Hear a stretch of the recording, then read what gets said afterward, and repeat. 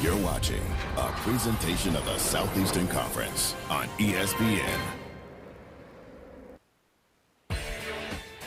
Despite an uninspiring 1-1 start, optimism remains high for the Kentucky Wildcats. Tonight they play under the lights for the first time this season and hope to answer some questions as they meet their second MAC opponent of the year, the 0-2 Eagles of Eastern Michigan. Tonight, Kentucky native Cutter Boley makes his second career start at quarterback and first of the season. Zach Calzada injured last week, so Kentucky fans look to Boley to breathe life into the offense. Welcome to the Bluegrass State and ESPN College Football Primetime, presented by Dr. Pepper. It's going to be an interesting night inside this stadium. Kroger Field ready to go. Hi again, everybody. Clay Matvick and former Missouri All-American Chase Daniel. It's great to have you with us. Well, Kentucky last year finished 4-8. Chase, they were hoping for a fast start this year, but injury and mistake-prone game last week led to a loss to Ole Miss, and here they are 1-1, and now they've got to break in a new quarterback to boot. Where does Mark Stoops and this Kentucky team go from here? Well, they should have won that game, like you said. There was game management and communication issues all game long. It was hard for them to get out of their own way. Today, they're looking to do that against Eastern Michigan. The schedule does not get any easier for them as they go to Tennessee, or they go to South Carolina and Georgia. Kentucky coming off its 8th straight SEC home loss. Stoops says they feel good. He believes they're ready to rally around their new quarterback.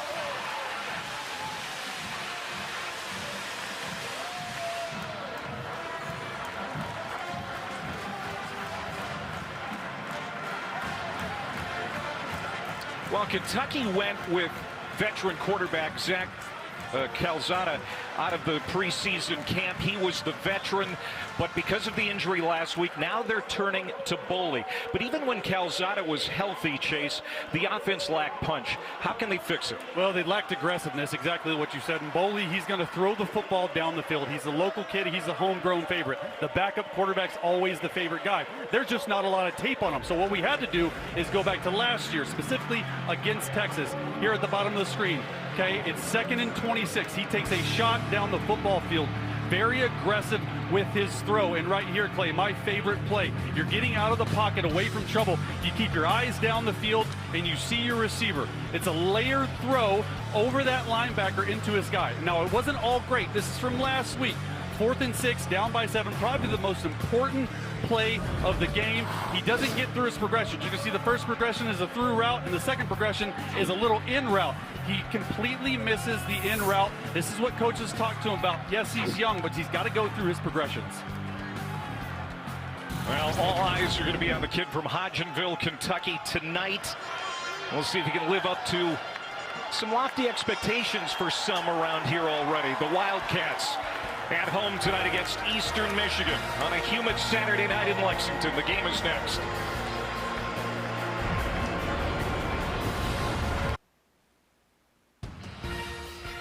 You're watching the SEC on ESPN. Well, temps reached the low 90s in Lexington today. It's cooling off now, but now rain could be an issue. Chris Creighton, 56 years old, his 12th season at Eastern Michigan. 6 bowl appearances in the last 10 years.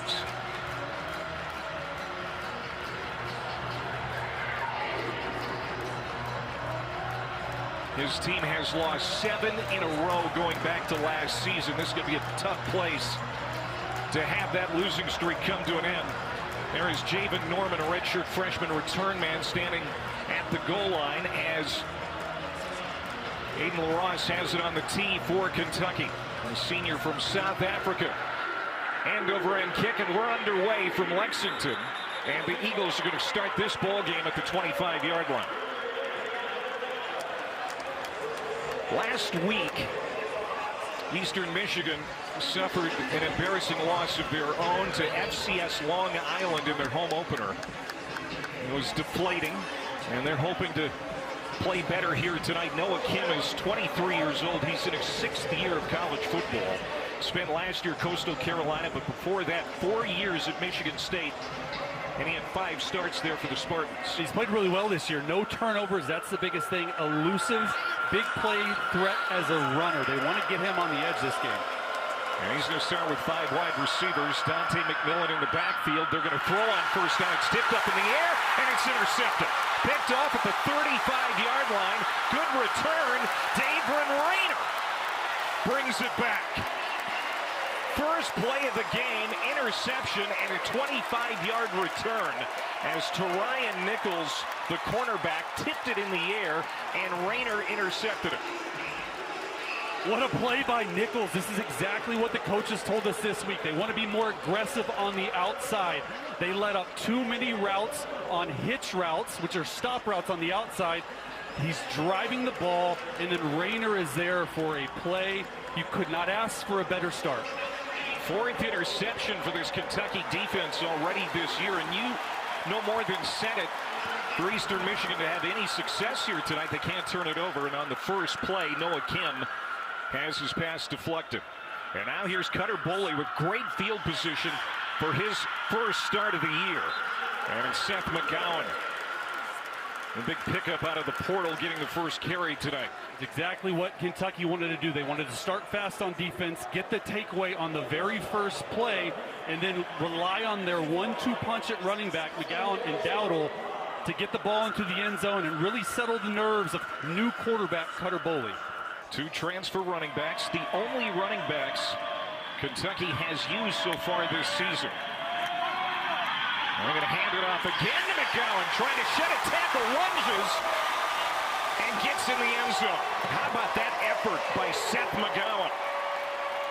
Tyrell Martin, the defensive tackle, was trying to pull him down before he could get into the end zone, but McGowan was having none of it. It looks like he kept his knees up.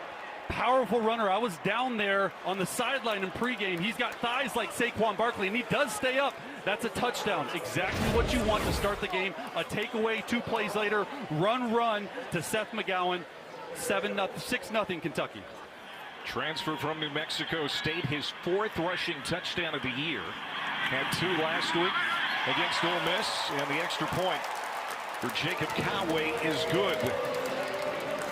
2 plays, 10 yards, 39 seconds, and the defense gets a takeaway to set it up.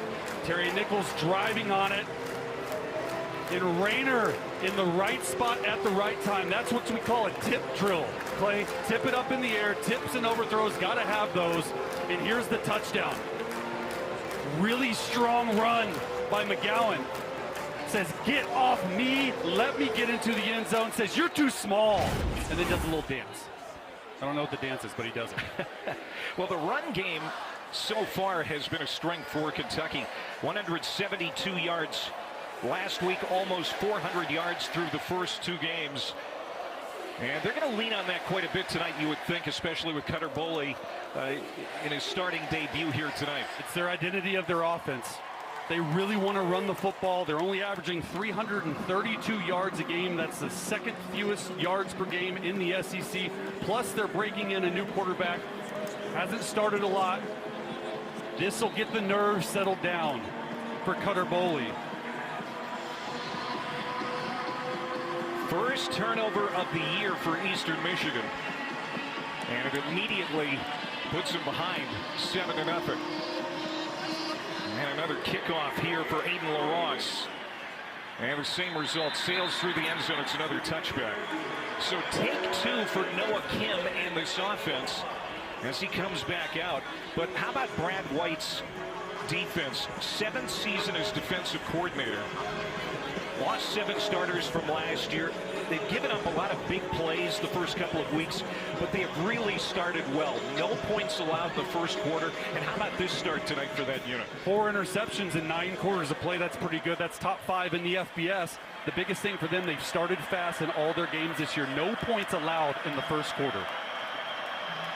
The former Chanticleer out of a shotgun. Little end around here and a good run on first down. And that's going to be key for Eastern Michigan here tonight as Dante McMillan gets across the 30 to the 32. Run it well, especially on first down. Yeah, they want to stay ahead of the chains here versus this Kentucky defense who thrives off of turnovers.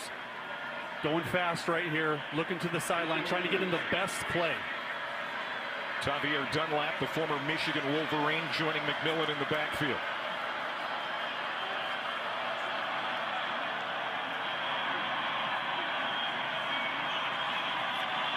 Getting to a different play here.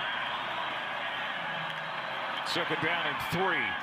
They fake the handoff, pitch it out. This is Dunlap.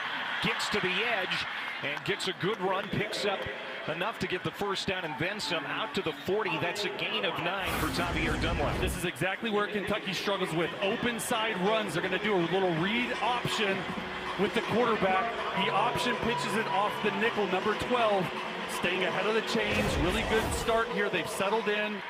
Noah Kim, you saw changing the play because of what he saw defensively from the Wildcats. Went back to basics this week, did the Eagles, just on a blocking and tackling in practice. Big hole up the middle. Good run for Dante McMillan. And he spins into plus territory inside the 45 down to the 43. Daveren Rayner, the middle linebacker who had the interception, made the stop. McMillan's going to go right through the A gap. It's just inside zone. A lot of teams this year have not tested Kentucky in their internal 2 or 3 defensive tackles. Seeing here early, they want to. On first down, Kim looks right now. Rolls out to the near side, and it's complete. Caught at the 30-yard line by Terry Lockett Jr., their top receiver. That's his 14th catch already this season. He's a go-to guy for them. He's their best receiver. A little pump to the right, roll out to the left. That's really hard to do as a right-handed quarterback, but he throws it perfectly on rhythm and in time. And this is what they're doing right now. They're going up-tempo to get to the line of scrimmage. They're trying to see what Kentucky's defense is doing and then get to the right play.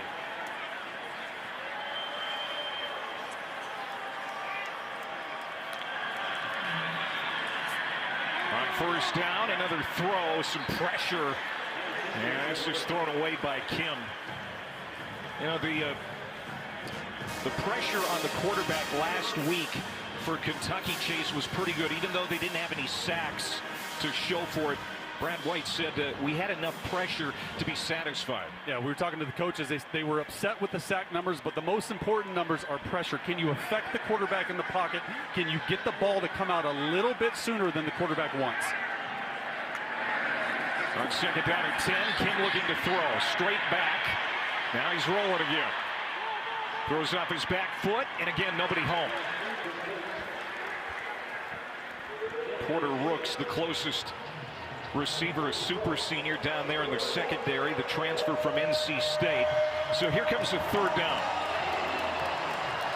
They're in field goal range right now. No sacks, no negative plays, obviously no turnovers. You can quiet this crowd down here now, at least if you get some points on the board after the start you had. Look for them to attack the middle of the football field. That's where Kentucky's pass defense has struggled. On the outside, they've been good. In the middle of the field is where the hay's made. Again, Kim being chased. Has to get rid of it. Dumps it off short. It is caught, and it's short of the first down. Hauled in by Ben Prosper.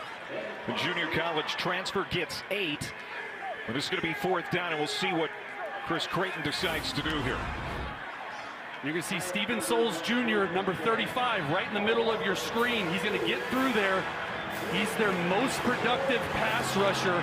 Already has 2 sacks, and there we are. Kim got rid of the football, but you're able to get pressure on the quarterback and keep them off. Rudy Kessinger, they're within his field goal range, but they're going for it on fourth down. Direct snap to Dunlap, and now whistles. And timeout called by Eastern Michigan. Oh, they had a huge hole there. They sure did. Oh, my goodness. Now, Eastern Michigan's going to talk about it after what looked like might have been a first down for Chris Creighton.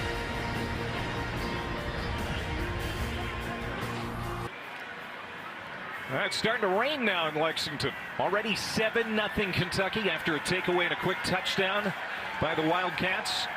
Out of that timeout, fourth down and short for Eastern Michigan. They need 2 yards. Chris Creighton had a play drawn up. Looked like it was going to work, but timeout was called before they snapped the football. Yeah, I mean, look, they kept it on the ground. They were in Wildcat. with one of their running backs. They called the timeout. They didn't like what they saw. It looks like the exact same play right here. And it is Dunlap, the running back. Got the direct snap, churning ahead. And I don't know, it's going to depend on the spot. It doesn't look like it. It looks like Kentucky has stood and stopped this drive. Just an interesting decision to run the exact same play that they ran before the timeout. Kentucky was able to understand what they did. It's just a little jet sweep motion. You catch the ball in the backfield by Dunlap. He tries to get through. It's a lot of beef to get through right there. David Gusta right in the middle of that defense.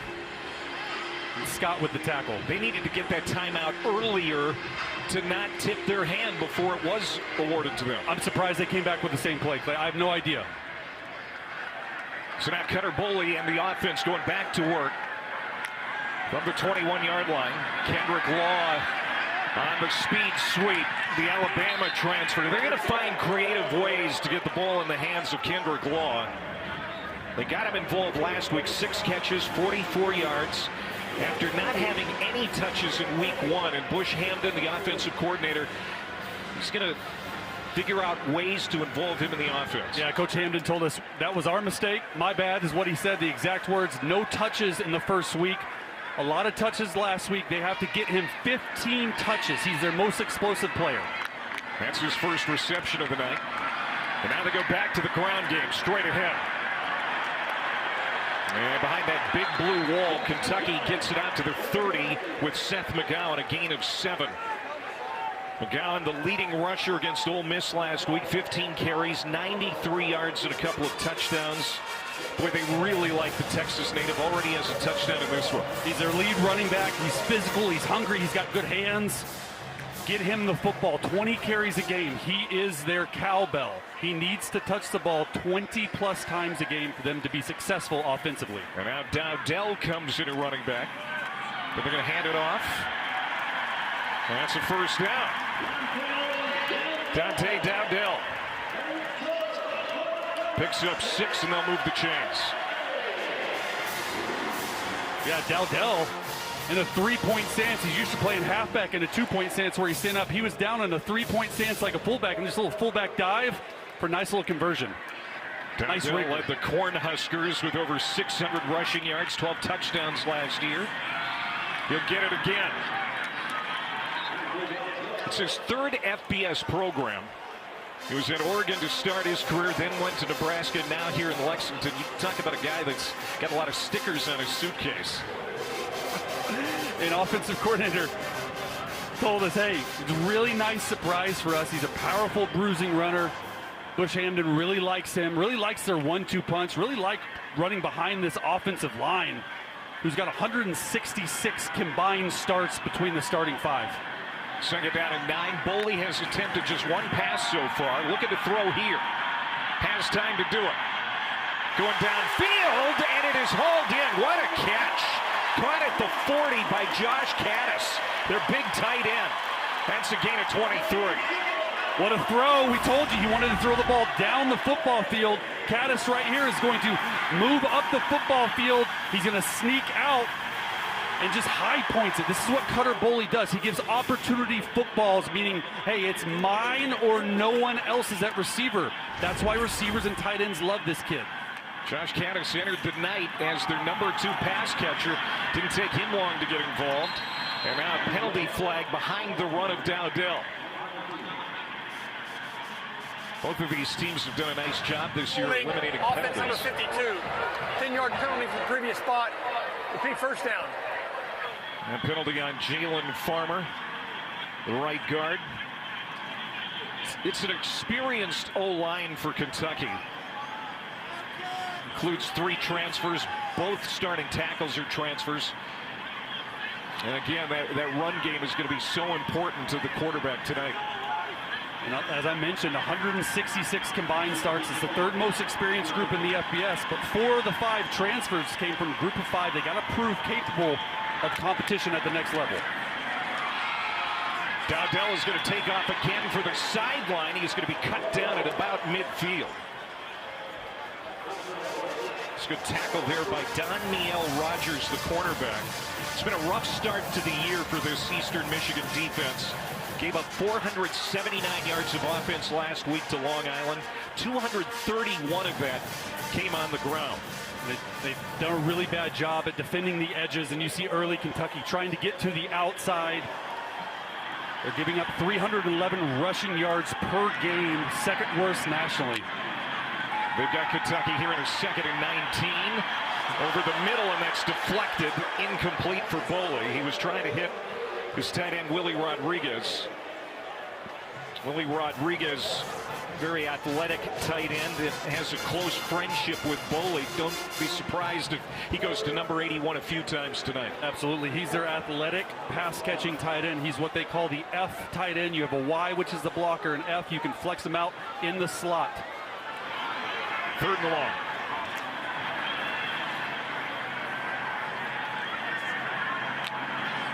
Eagles are going to rush 3. Down the seam, and there it is, caught by Rodriguez. That's a first down. That is a tandem that has people excited on that Kentucky coaching staff. Cutter Boley told us he's going to be in the slot right here. Willie Rodriguez, you can't see him. Cutter Boley told us in meetings, he said, I really enjoy throwing to Willie Rodriguez and the tight ends. Sort of my security blanket. When stuff's not open down the field, I'm going to check the ball down to him, but he's open right up the seam. Perfect play call by Bush Hamden right there. Rodriguez credits Boley for maybe being the main reason he's on this campus. Play fake. Cutter getting some pressure from behind, throws to the end zone, has a man. It is caught. Incomplete. And another tight end throw to Kattus. And the crowd thought it was a touchdown, but they're going to rule it incomplete. And Kattus comes up limping, but this is the same exact play that they had. He's going to go over there and then right up the field. It's called a throwback to the tight end. A little play action. They block it up. There's only 2 people on the route. They hit this earlier for a big game, and it's a really nice throw. Just couldn't come down with the catch. Oh, he was juggling it a little bit. Play action. Thrown to the end zone again, and another incomplete pass. That time he wanted Hardley Gilmore. Big wide receiver, good coverage in the secondary by Caleb Dobbs, the corner. And so now it's 3rd down and 10. You've seen Cutter Boley early in this game take shots down the football field. Only 6 attempts. 5 of those have been over 10 yards. They want to be more aggressive right here. Don't force it. Don't force it. You're in the red zone. You have points. Go through your progression. Settle in. This drive has lasted 10 plays. 3rd down and long. Penalty flag down. Another throw. And another incompletion. Intended again for Willie Rodriguez. We'll see what the marker's about. Looks like it's going to be holding usually when the flag's behind the offensive line. You're Eastern Michigan, right? Probably decline it. Foul, hands to face, defense number 53.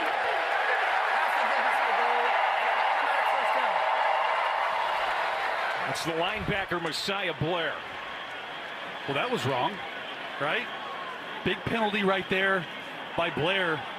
Just can't do that. You got them kicking a field goal. Give a new set of downs right here. That's going to make Chris Creighton's beard even a little grayer. That's a nice beard, though. They had no penalties last week in the loss to Long Island.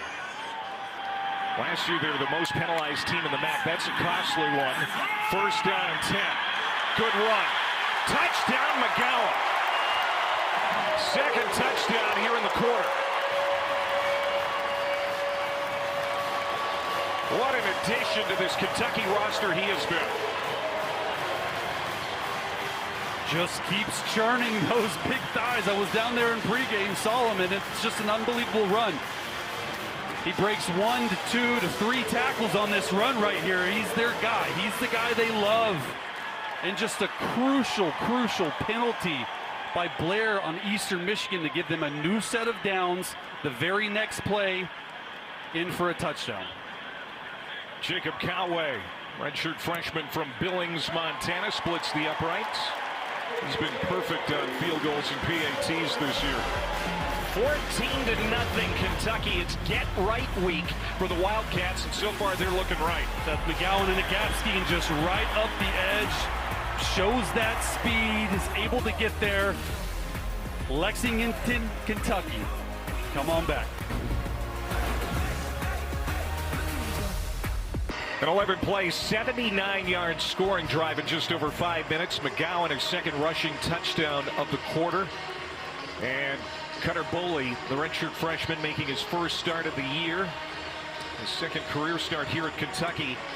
3 for 6, 50 yards passing on that drive. This offense looks a little bit different than what we saw last week. Looks completely different than the first 2 weeks. Cutter Boley is taking chances down the field. He's giving what Kentucky coaches called opportunity balls, meaning you're throwing it up to our receivers or tight ends and running backs, giving them a chance to come down with it. Really good start for Cutter right now. We talked to Bush Hamden about simplifying the offense this week. That's what he wanted to do. Took some of the pre-snap motions out to, make things pretty easy on Cutter. A package of plays that they could always count on, in critical situations. But he looks pretty loose and comfortable right now. Yeah, and I think they would have taken the package of motions off regardless of who the quarterback is. They wanted to simplify, but especially with the new quarterback in the rain, makes sense. Now Miller Kim is 2 of 5, 21 yards passing, looking to throw on first down, slips a sack, and will slide ahead across the 30-yard line. Noah Kim has an ability to run. Eastern Michigan recruited him because of his passing ability, but they've been surprised by his ability to do that. He's way more elusive than you think watching him on the football field, and coaches told us he has a big play potential as a runner. He's doing a good job right now getting away from some sacks and some pressures to gain positive yards. Tahmir Dunlap in the backfield. He'll get it again and bounces to the right side. This Eastern Michigan running attack is winning some battles up front. They did lose their starting center and their captain, Mickey Revelinski, in the preseason. He's out with a broken hand, hoping to get him back soon. And they moved some other guys around. Joshua Anderson, their left guard, is out tonight. So Owen Snively is starting. Everett Small, the starting center, and so far that front is moving. Kentucky D-line back on occasion. Man, that's going nowhere this time. Second down as Dunlap gets stopped. There you can see Revelinski. He is the heart and soul of that offensive line for the Eagles, and they think they can get him back soon. And they're without left guard Joshua Anderson as well. He had 8 starts last year, probably their most experienced offensive lineman. But it's surprising to see the Eastern Michigan Eagles have success running the football vertically rather than horizontally versus this front.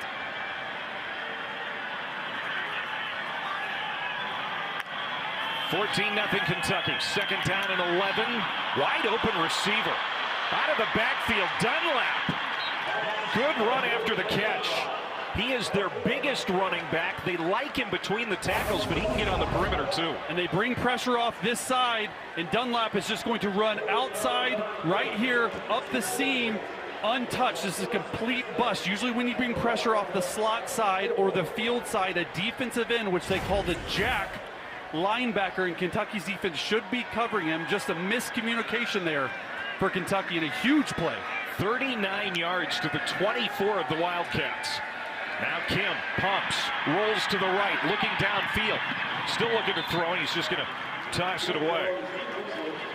The tackling on the perimeter, you've touched on it already. It was not great last week for Kentucky. They wanted to clean that up, but also some busted coverages on the perimeter too. Yeah, absolutely. Look, Brad White's scheme causes confusion for offenses, and sometimes it causes confusion for an inexperienced defense. He told us in meetings he wanted to simplify as well, let our guys play fast. So far, the miscommunication has shown up. Second and 10. Quick throw. Caught. And immediately, the receiver is wrapped up after a 3-yard gain. Jamarian Wheeler makes the catch, and now a 3rd down and medium for Eastern Michigan. They got to 4th and 2 last time. Went with a wildcat run right up the middle. It's 3rd down here. You got to be suspecting that they're in 2-down territory, so it opens up your entire playbook.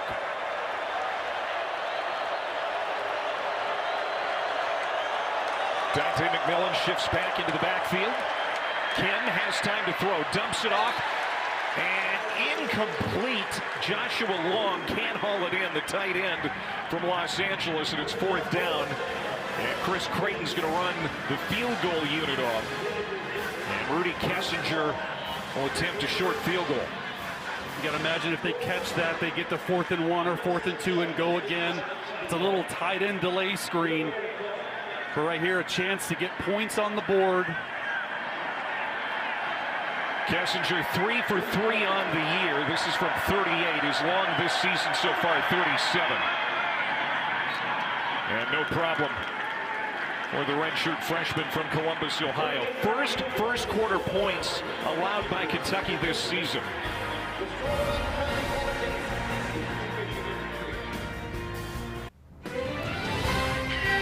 More SEC football comes your way next Saturday as 24th ranked Auburn is in Norman to take on number 13 Oklahoma at Memorial Stadium. Game time on ABC, 3:30 Eastern. Of course, you can always watch on the all-new ESPN app from anywhere. He's Chase Daniel on Clay Mathick back here at Kroger Field in Lexington, Kentucky. Kentucky has lacked explosive plays on offense this year. We're seeing some tonight. Well, they've got 3 already tonight. A lot in the pass game, 2 of those, and 1 in the run game, both coming from tight ends. When we talked to Kentucky coaches earlier this week, they said, hey, we got to get our receivers involved, but hey, they're getting the tight ends involved in the explosive pass game. And we got some video to show it and prove it, because Cutter Boley is pushing the ball down the field. Right here to Josh Kattus. The next one right up the seam to Willie Rodriguez. Hurling a guy and then punch it in with Seth McGowan. I mean, this is the Kentucky offense that they've been wanting to see all year long. They're off to a good start here in the first quarter. After that 8-play scoring drive that results in a field goal for Eastern Michigan, here's Cutter Boley again.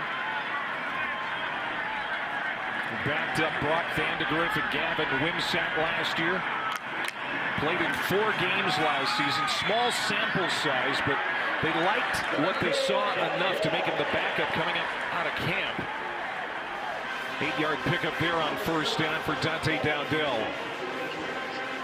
They wanted to bring him along slowly. That's why Calzada got the nod coming out of camp. They didn't think that Boley was quite ready for it, but they need him now. 2nd down and 2. Penalty flag comes down. It looked like a false start. We'll see.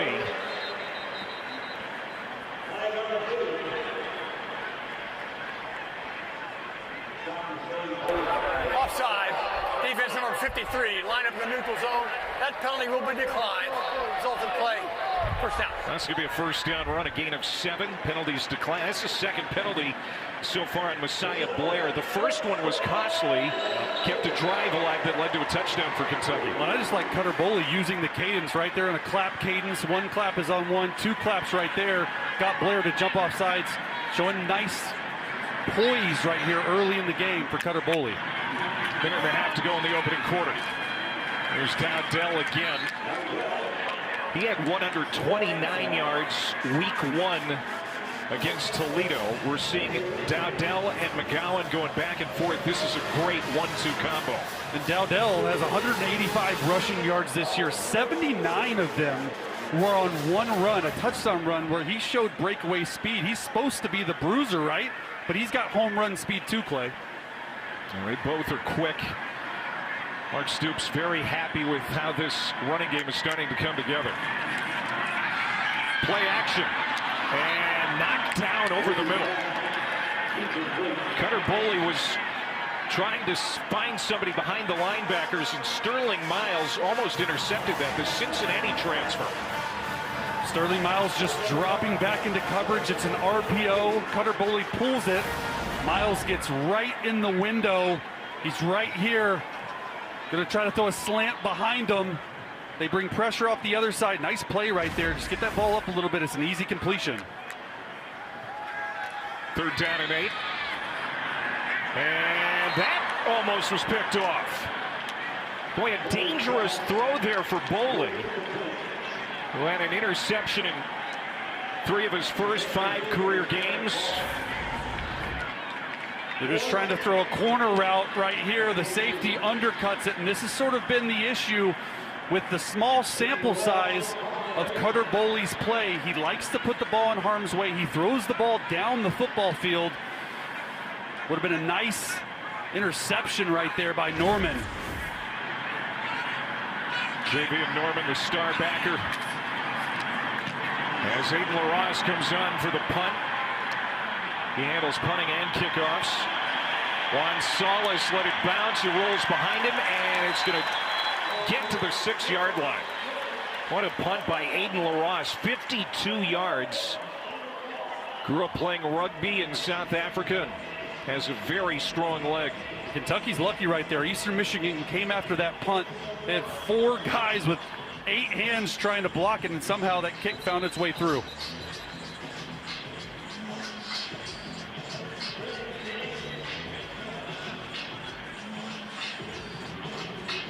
So here comes Eastern Michigan again. 51 new players for the Eagles. 12 first-time starters, tied for the most in the FBS. Kentucky, of course, brought in a slew of new players as well, over 50. It's the age we are in college football.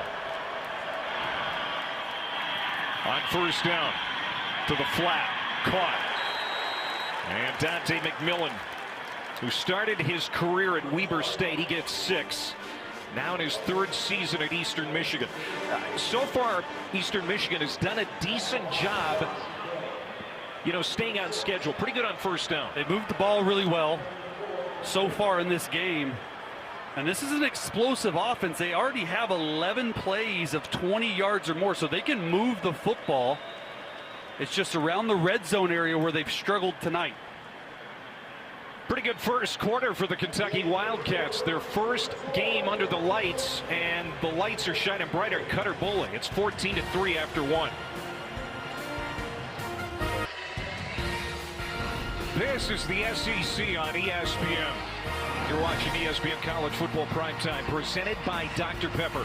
We start the second quarter, 14-3 Kentucky. In the first quarter, Clay, was just missed opportunities for the Eastern Michigan Eagles. They missed an interception. They threw an interception. There was a personal foul penalty that gave Kentucky a new set of downs. Let's see if they can settle in, because they've been moving the football down the field.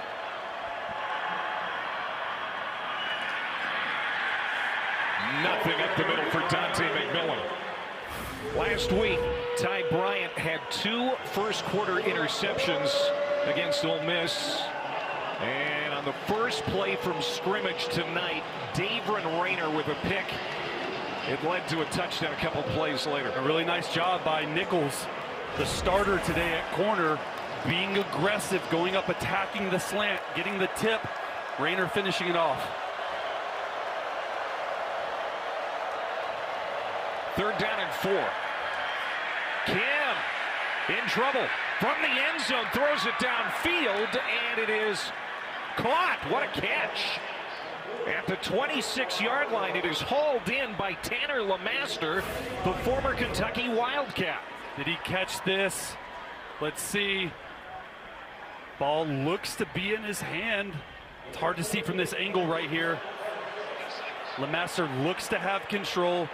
But Noah Kim, if this play stands, Houdini back there, going right, going left. Looks like it is a catch, but a heck of a play by Noah Kim.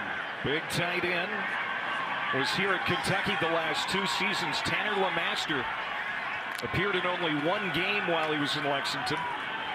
But now Noah Kim takes off. There's showing that ability to run the football.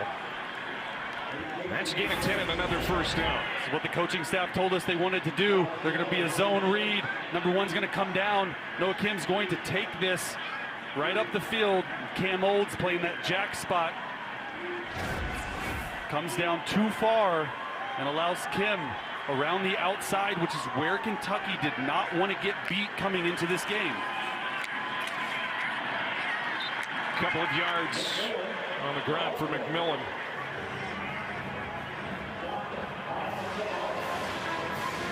Noah Kim from Centerville, Virginia. That's a suburb of D.C. Didn't start at Coastal last year. Was looking for more fertile ground. And comes back to the state of Michigan, where he once played for the Michigan State Spartans. Coaches absolutely love him. They love his work ethic. Cool, calm, collected. He's played a lot of football. He's the heartbeat of this offense. Eagles on second down and 8 floating. And it's going to land incomplete. Noah Kim was trying to hit his tight end while mastering stride again. And another third down. We'll see if this Kentucky defense can get off the field here. Yeah, and look at 7 right here. Rayner, okay, really good coverage. They love their linebackers to run sideline to sideline. Okay, he's 217, so he's really good in pass coverage. Well, he's been in the system for 3 years. And if I'm Kentucky defensively, I cannot let Noah Kim sit back there and pick you apart. They're playing man-to-man coverage. Bring some pressure here. Eagles 1 for 3 on third down. Kim getting heated up. Being chased, throws, and it's incomplete. Penalty flag down in the backfield.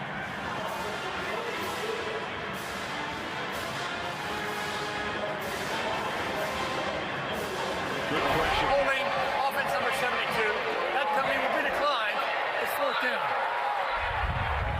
Mack into stead the left tackle with the hold, and Eastern Michigan is going to have to punt.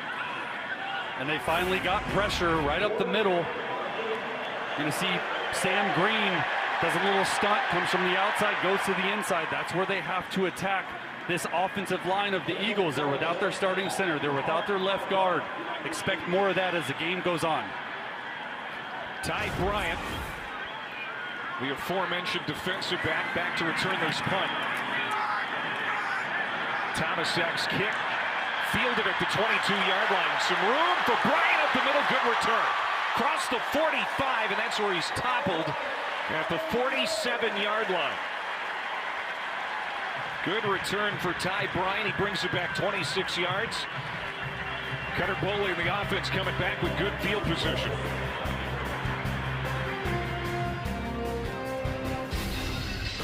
Next week, we have a Monday Night Football doubleheader for you. Baker Mayfield and the Bucs taking on the Texans. 7 Eastern, ESPN, ABC, and ESPN Deportes. Then at 10 on ESPN and ESPN Deportes, the Chargers and the Raiders. Chargers, one of your former teams, Chase Daniel. You played 14 years in the NFL, primarily as a backup quarterback. We're seeing Cutter Boley, who started the year as the backup for the Kentucky Wildcats, getting a shot to run the offense tonight. How was his week of prep? Caught in the flat. Kendrick Law, good move, and inside the 40-yard line of Eastern Michigan. Yeah, talking about the prep of a backup quarterback, but you look at right now, Kendrick Law, they are always finding ways to get him the ball. Right here, you line up in the backfield as a running back, hops over this guy. This guy's the most explosive receiver that they have. Senior out of Shreveport. That's 16 on that play. And now they go back to the ground game in McGowan. And back to being the backup quarterback. Look, there's a lot of stuff that happens during the week when you're the backup quarterback, especially when you start the season. One, you don't get any reps with the ones. You have to run the scout team offense. So if the backup quarterback is playing this week, he's running Eastern Michigan's offense. So a full week of prep for Cutter Boley has been exactly what the doctor ordered. He's a lot more calm, talking to him in meetings. He feels good about this game. Can't imagine he's happy about the rain coming down. Lofts it to the corner, and it's caught. Hardley Gilmore hauls it in inside the 5. That's a gain of 30, first down and goal. And Gilmore, just a straight go route, said, I'm just going to run right by you down here. It's a one-on-one ball. We talked about it today. Opportunity balls. He beats them down the field. Gilmore is their most talented receiver. He's the most polished. He plays into the boundary. Nice throw, dropping it in the bucket right there.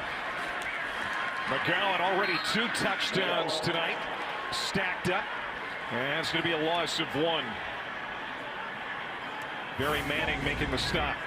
Here's another look at that throw. A little play fake, eyes down the field, gets the football up and down, drops it in the bread basket. They practice these throws all week into a hoop, and that was right in the middle of the basketball hoop right there. And Boley wants to throw here, looking to the end zone, wide open. And that's a pleased-looking head coach. Right here, Rodriguez is just going to come across the line of scrimmage. He's going to sell the block. The defenders run into each other. And Clay, this is the first touchdown through the air that the Wildcats have thrown. Cutter Boley marches them down the field, a little swing route to Law, a nice fade route or a go ball to Gilmore, and then letting him throw it down there in the red zone to get the touchdown to his favorite tight end, Willie Rodriguez. Well, you said that this Kentucky offense looks different with Boley at the controls. That is the first passing touchdown of the year for Kentucky. And Boley's fired up, man. The first passing touchdown of the year. The Wildcats on top.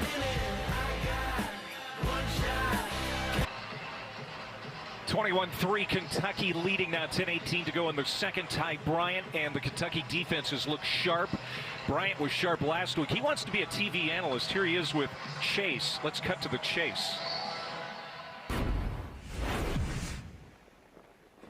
But just reading out the routes and stuff like that, once I see 2 dive in 2, I'm like, I have to push more to the. Go help my guy. Yeah, I have to push more to the. Because I would say, right, in 2-man, where people want to attack middle field. Middle field, yes, right. sir. Fact.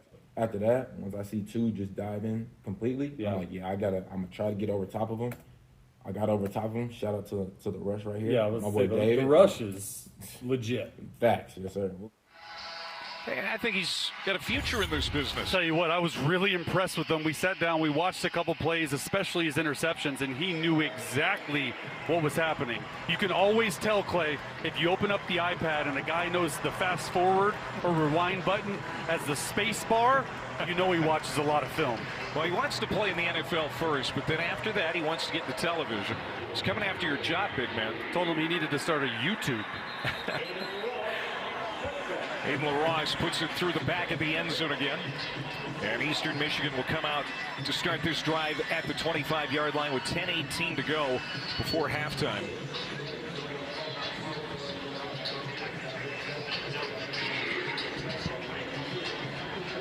If I'm Eastern Michigan right here, we have to put together some type of scoring drive. This game is already getting out of hand. The rain is coming down. It affects how you throw the football. This is a big drive in the game for the Eagles. Rain is really coming down hard now. Kim looks right, comes back left. Ball is tipped, hung in the air momentarily, and then lands incomplete. Second down. Looked like Quay Sheet Scott, the nickelback, sophomore out of Marion, South Carolina, got his hand up. Just trying to set up the screen game right there. This is what the coaches told us defensively. They're not getting a lot of sacks, but they're getting pressures. And if they can't get sacks, get your hands up in passing lanes. We've already seen it on the interception, and then again right there as well. Kim, 6 of 14, 83 yards. He's been intercepted. Goes to the air again, has a wide open receiver out of the backfield, Joey Mattert. Their number 3 running back, his first touch. That's a gain of 22 on the reception. It's really similar to what they ran earlier. He's going to go right down the sideline, Mattert is, and no one has him. The linebacker, okay, is supposed to have him man-to-man. Number 44, Smith. He just completely drops him, and it's an easy completion and a huge explosive play for the Eagles.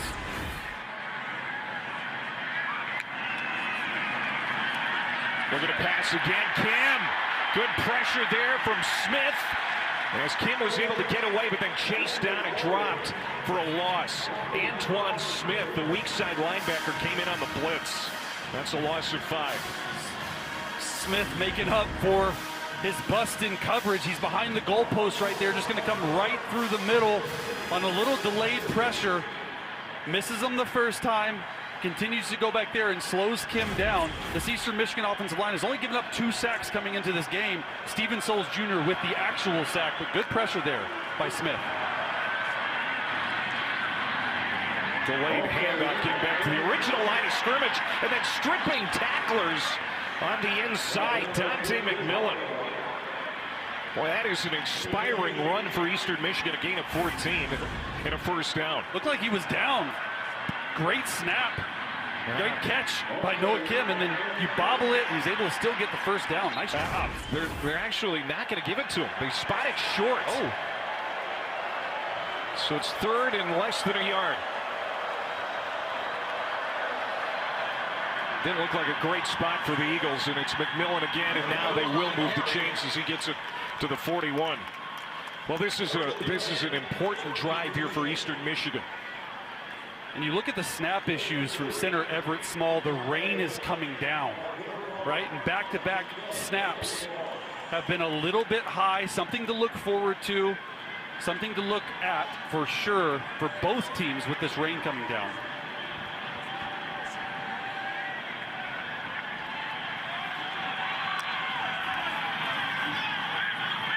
Kim throws back. Boy, Kentucky smelled that one out quickly. Sam Green, you talked about it being the starting Jack linebacker. He was there, so was J.Q. Hardaway, but that's a key position, the Jack linebacker in this Kentucky defense. It's the most important position on defense, is what defensive coordinator Brad White told us. You have to be able to rush the passer, and you have to be able to play coverage. And right there, sniffing out the screen for no gain. Nice play. Just over 7 minutes to go before half. 2nd down and 10. Here's Noah Kim. Throwing off his back foot, and it's incomplete. Penalty flags all over the place.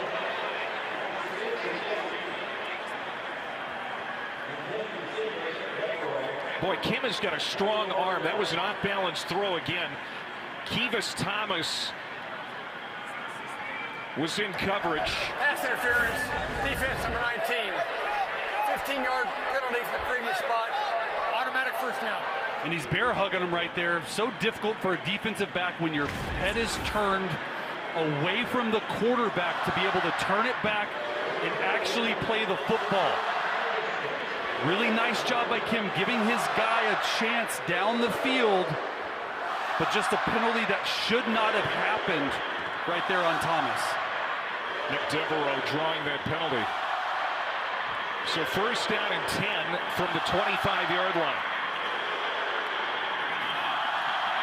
Jet sweep. Little running room.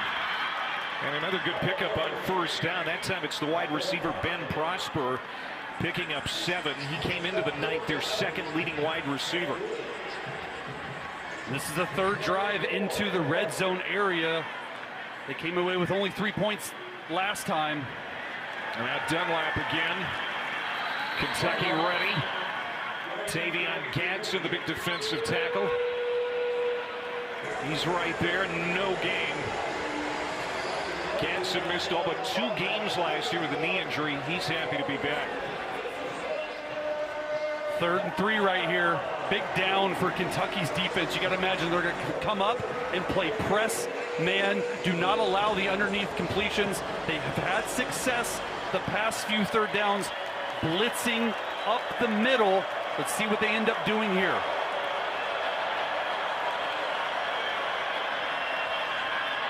Three-man rush. Time for Kim, now running out of it, steps up, and he's going to be stopped short of the 1st down marker. So 4th down, what does Chris Creighton do here? I think you got to kick it.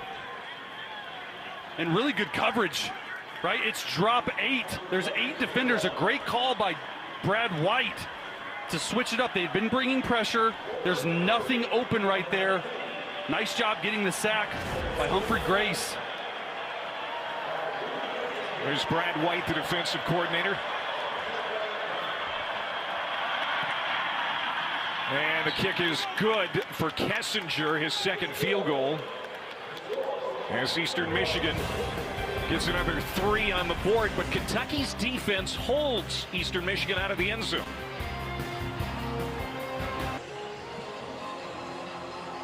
Cutter Boley making his first start of the year, 5 for 10, 85 yards and a passing touchdown. The only passing touchdown of the season so far for the Wildcats. And he's been coming to this stadium for a long time. Lifelong Kentucky fan. He's from Hodgenville, about 80 miles from here. And when we talked to him yesterday, you could tell he was fired up for this opportunity. Yeah, he loves it. He's a homegrown kid, right? He was the backup quarterback who now has a chance to become the future of the program. He's off to a really good start tonight. So after another field goal for the Eagles, Kentucky's going to get it back. That's going to roll all the way back into the end zone for a touchback. So let's go back to the touchdown pass. Yeah, Cutter Boley settling in nicely. They're going to have an out route, an in route, and a clear route over underneath. He gets through his progressions. He looks to Kendrick Law, then to Maclin on the back end line, and then finds Willie Rodriguez. That's what coaches wanted to see. Can you go through your progressions? Can you keep your feet moving? He settled in really nicely. You know, one thing Mark Stoops said to us is we're still looking for a go-to wide receiver. I've been really interested in seeing how comfortable Boley has been with his tight ends tonight. And it makes sense to me. When you're a new quarterback, especially a backup, who are your safety valves? Running backs and tight ends. They've been running the ball really well and been spreading it around between the 3 tight ends nicely tonight. McGowan has played well out of the backfield. He's out there, but Boley wants to throw. Can scramble too. And that is caught, but is it complete? The officials looking, and they're going to say that's a catch. How about another tight end reception? Josh Kattus, the senior from Cincinnati, give him 34. He's the heart and soul of this offense. And I mean, the catch is amazing, but the throw on the move, it looks like they're taking a timeout to maybe try and challenge it. It looks like it was a catch, but the throw by Cutter Boley escaping the pocket to the right. I thought he should have ran, Clay. He had 10 yards in front, but he ends up throwing the football to Josh Kattus for a huge gain. And Boley has decent legs. Mark Stoops says they need more in the quarterback run game, and they think that Boley can give it to him, but look at that arm talent, too. He's confident. The moxie is off the charts. His teammates love him. The homegrown kid buying some time in the pocket. Mark Stoops has to be happy. Let's see if this is a catch. It sure looks like it. His left foot is down, and he's got the ball in the hand. I'm seeing, really looks like a catch to me. That left foot. Let's see if he maintains possession. I mean, an amazing catch, a back shoulder throw to the tight end, Josh Kattus, on a scramble drill. Nothing was open. He's able to buy some time. I thought he was going to run. You see him point. Said, go deep down the field. This is what the Wildcats have been missing, Clay. Oh. And a lot of fans would agree with you on that comment. Josh Kattus, his dad, Eric, played 7 years in the NFL as a tight end with the Bengals and the Jets. That was a pro-type reception there. As McGowan starts chewing up yardage again. Man, has he been explosive out of this Kentucky backfield. 17 more yards for Seth McGowan. Every time he touches the football in pistol, it's explosive. He likes to run in between the tackles. You see the vision and the cut there to get outside, pointing at the security guard. You like that? Like Kirk Cousins did. McGowan now 7 carries, 49 yards, 2 touchdowns. They feed it to him again. What a spin at the 21-yard line. Stays on his feet and leans inside the 20, a gain of 4 on first down. Seth McGowan, Texas native, began his career at Oklahoma. We talked about this, the explosive plays down the football field. There was a lack of aggressiveness the first 2 weeks. Clearly not the case tonight. Another strong run for Seth McGowan. 10 yards, first down. And they're going to move the sticks inside the 10. Goal to go, Kentucky. This big blue wall is just completely wearing down this front. Look at this push. They're not trying to run anything fancy. I mean, you could drive a Mack truck through that. He didn't get touched till he's 5 yards down the field. You got to imagine more of that pistol. See if they run inside zone right at him again. False start.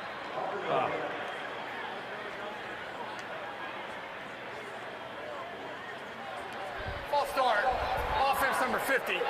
5-yard penalty. It remains first down. Well, Alex Wolfschlager, one of those members from the Big Blue Wall, right tackle, transferred in from Bowling Green. Was one of the top O-linemen in the MAC last year. He's been a good fit so far with Kentucky, but that penalty will move him back to the 15-yard line.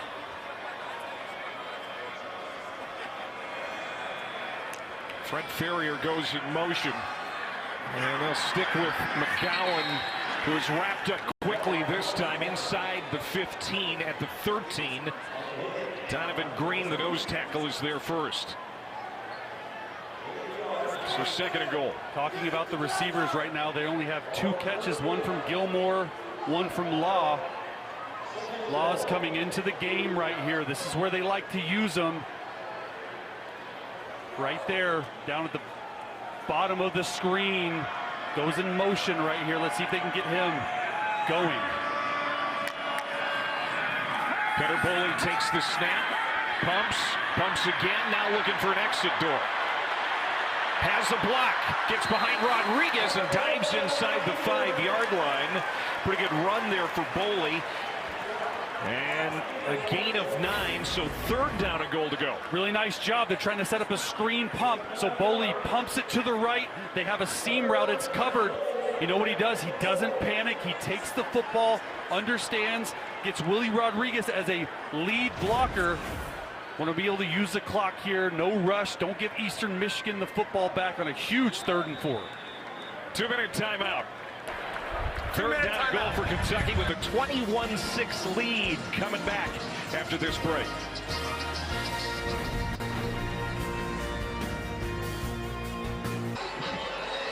Coming up at halftime, you can watch the live performance of Kentucky's Wildcat Marching Band on SEC Network Plus. Start streaming now on the ESPN app. 21-6, Kentucky, third down coming up. From inside the 5-yard line, what do you expect here? Well, they got 12 personnel in. That means 2 tight ends, 3rd and 4 right here. Eastern Michigan likes to bring pressure. Josh Kattus was a big weapon down here last time. Cutter Boley. Wide open receiver, another touchdown pass, but flags are down. This might be coming back. Holding on the defense, number 6. The penalty is declined. Josh Kattus. Couple of big catches on that touchdown drive. And another drive down the field for a score for the Kentucky Wildcats. He's becoming their go-to weapon down here, okay? He's going to come across the screen on a shallow cross. The Eastern Michigan defenders gets lost. You see him block out. The defenders think he's blocking, so they go with the sprint out for Cutter Boley, and Cutter Boley throws it back. We've seen that play at least 4 times tonight. 2 for touchdowns. Josh Kattus, have yourself a game, young man. And Cutter Boley now back-to-back drives with a touchdown throw as Coway tacks on the extra point to make it 28-6. 7 plays, 75 yards. Boley 2 for 2 passing on that series. It's a great play design right there from the offensive coordinator, Bush Hamden. Roll Cutter Boley out to the right. Drag your tight end Kattus on the opposite side of the field to the left. Find an easy completion for your young quarterback. And man, Cutter Boley, 7-12, 123 yards, 2 touchdown passes. Obviously through the air, the Wildcats we had mentioned had not thrown a touchdown pass coming into this game. Already have 2 in the first half today.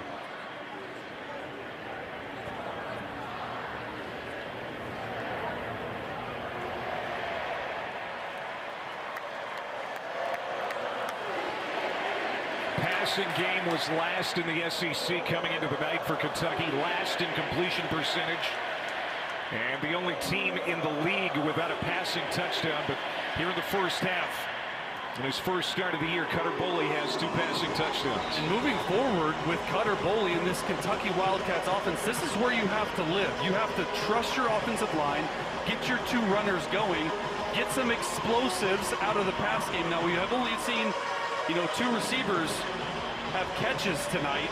You got to get those guys involved, but this is the identity of the Kentucky Wildcats offense.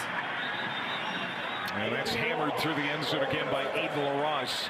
Well, tomorrow on Sunday, NFL Countdown before the Eagles-Chiefs Super Bowl rematch. Saquon goes one-on-one with Marty Smith, plus can Aaron Rodgers and the Steelers stay hot in his home debut? Tomorrow at 10 Eastern on ESPN and also on the all-new ESPN app. Aaron Rodgers sticking it to the Jets, proving the old man still got it. He looked good out there, I'm not going to lie. 4 touchdown passes for Aaron Rodgers. Pretty good. DK Metcalf getting going. And how about the young man looking pretty good tonight in Kentucky blue? Been impressive. You try not to put too much on the young quarterback's plate, but he has delivered tonight. The Rayner stopped as Noah Kim and the Eagles offense comes out with just under 2 minutes to work with. And just one timeout. Dante McMillan out of the backfield gets it to the 30. So he's 2nd down and 5. McMillan has been very busy tonight. Probably their best offensive weapon. An offense that has 2 field goals to show for their night. Yeah, no more important drive than this drive. A 2-minute drill, 1:49. Noah Kim feels really comfortable in these situations. You have to get a touchdown. Kim is going to take off, fake the handoff to McMillan, and then sprints for the first down. We'll stop the clock with 1:45 to go as the clock stops inside of 2 minutes. Really nice start to the drive by Kim. Not pushing the ball down the field, checking it down there, running a zone read. Eventually, there's still a lot of time left, 1:45 and a timeout. You got to push the ball down the field in this 2-minute drive. First down from the 36. Kim pumps, lofts it downfield, has a wide open receiver. It's Terry Lockett Jr. in free flight, and he won't be caught. Touchdown, 64 yards. Noah Kim to Terry Lockett. What an answer from Eastern Michigan and Noah Kim. Terry Lockett Jr. down here in the bottom of the screen is going to run a hitch and go. And Kentucky's defense had issues with hitch routes last week versus Ole Miss. They were playing too soft. So what does Kentucky do? They end up driving on the hitch. They take advantage of it, and they hit a huge touchdown. Thomas right there. Not the best play. Had the PI earlier as well, Clay. Kentucky calls a timeout here with 1:36 to go as they're hoping to get the football back and probably going to talk some strategy here before they might be able to do that. But, as well as this first half has gone for Mark Stoops' team here, that's a sour taste, I'm sure, in the coach's mouth right now. Especially from the defensive back who's had a PI already, right? And you give up a big double play. You're trying to teach aggressiveness at the corner position. After what happened last week at Ole Miss, you try to get an interception, which is not the case. You want to just let him have the football in front of you. You decide to drive on the ball and give up a huge play to give the Eagles a little momentum here. Yeah, the perimeter defense has been something they've been talking about all week. And obviously, that's a letdown right there for the Kentucky secondary. An explosive play. Terry Lockett Jr. on the receiving end of that Kim pass. Good chemistry between those two. They spent 3 years together at Michigan State. And they get their first touchdown of the night. The camaraderie at Michigan State is what the coaches brought up. That's a good point, Clay. On the same page. A good receiver and a good quarterback. They can finish each other's sentences. They've spent hours and hours throwing the football. They know everyone's move. There's such an answer right there by Eastern Michigan. Kessinger tacks on the extra point to make it 28-13. And we said they had to move the football down the field. Kim pumping there and just throwing a nice football, hits him in stride. That's the most important thing. You hit him in stride because you have the guy beat. You have Thomas beat down the sideline. Noah Kim excited. We're back in this football game. 15-point deficit. Now the Eastern Michigan defense has to get a stop. And on the other side of that, we get to see Cutter Boley in a 2-minute drive. And a chance to double dip here for the Wildcats. They get the football to start the second half. If Boley can lead the offense down the field and get some points here, chance to widen their lead right away again in the second half. 2 timeouts remaining with 1 minute and 36 seconds to go before the break. This is the last tune-up before Kentucky gets into the teeth of SEC play. They're on bye next week, and then at South Carolina and Georgia. Next 5 games against the top 25. It is not going to be a walk in the park for Big Blue starting in a couple of weeks. And to that point, you want to see your young quarterback in a 2-minute drill before the gauntlet of the schedule that comes up. How are you going to handle the pressure? How are you going to handle the timeouts? We saw this last week in Ole Miss, and Mark Stoops told us about it, the communication issues. 2-minute drive was not good. They have a chance here to feel really good about themselves going into the half if you can get some type of points. You have 2 timeouts left. You have 1 minute 36. That is a really long time. Remember, the clock stops after a first down, under 2 minutes in the first half. You have all the time in the world. Don't be rushed. Get completions.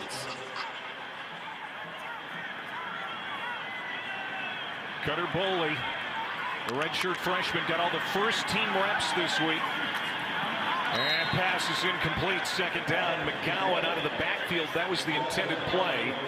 Calzada is an emergency option only for this game.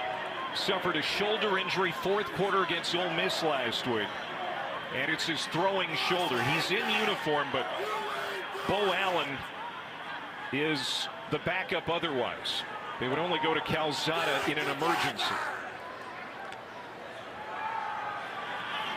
Lot of time, and now Boley takes off, spins, and then gets dropped short of the 35-yard line, a gain of 9. Boy, showing some courage on that run with defenders bearing down on him, decided not to slide. Kentucky choosing not to use a timeout right here, getting up to the line of scrimmage as fast as they can, trying to get the timeout so the clock stops. 3rd down and 1. And did he get it? Boy, that's going to be close. There's Makai Gilbert, a couple of penalties here in the half for Gilbert, but that's a tackle that stops the ball carrier short of the line to gain, so it's 4th down. And now Kentucky wants a timeout. No, Eastern Michigan calling. It'll be an interesting decision right here, Clay, because it's 4th and inches for Mark Stoops and the Wildcats. Do you leave your offense out on the field? The first thing I thought was yes. If you can't get a first down behind 166 career starts in that big blue wall, handing the ball to Seth McGowan, who's your bell cow, I don't know. We'll see. Look right here, Cutter Boley, right? Figuring it out. The spin, takes a hit, gets a face mask right there. And then the last play, Gilbert just runs right up the middle unblocked and is able to take down Seth McGowan. And that's a chore because McGowan is like wrestling a baby bull. A baby bull. It looks like they're punting it. Probably a smart move right here, but a chance for Eastern Michigan. Now with only a minute left for them. You see Mark Stoops a little disappointed with the way that drive dried up, so Aiden LaRoche to boot it. Gets it away.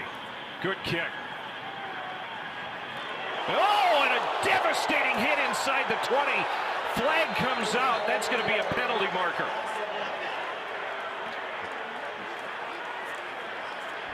Kendrick Law coming down as a gunner just lit up Juan Salas. Too early. Gosh, but Kendrick Law can do it all. Just got to be smarter in that situation. You already have him pinned down in the 20. Didn't give the returner Interference opportunity to catch a kick. Kicking team number 1. 15-yard penalty.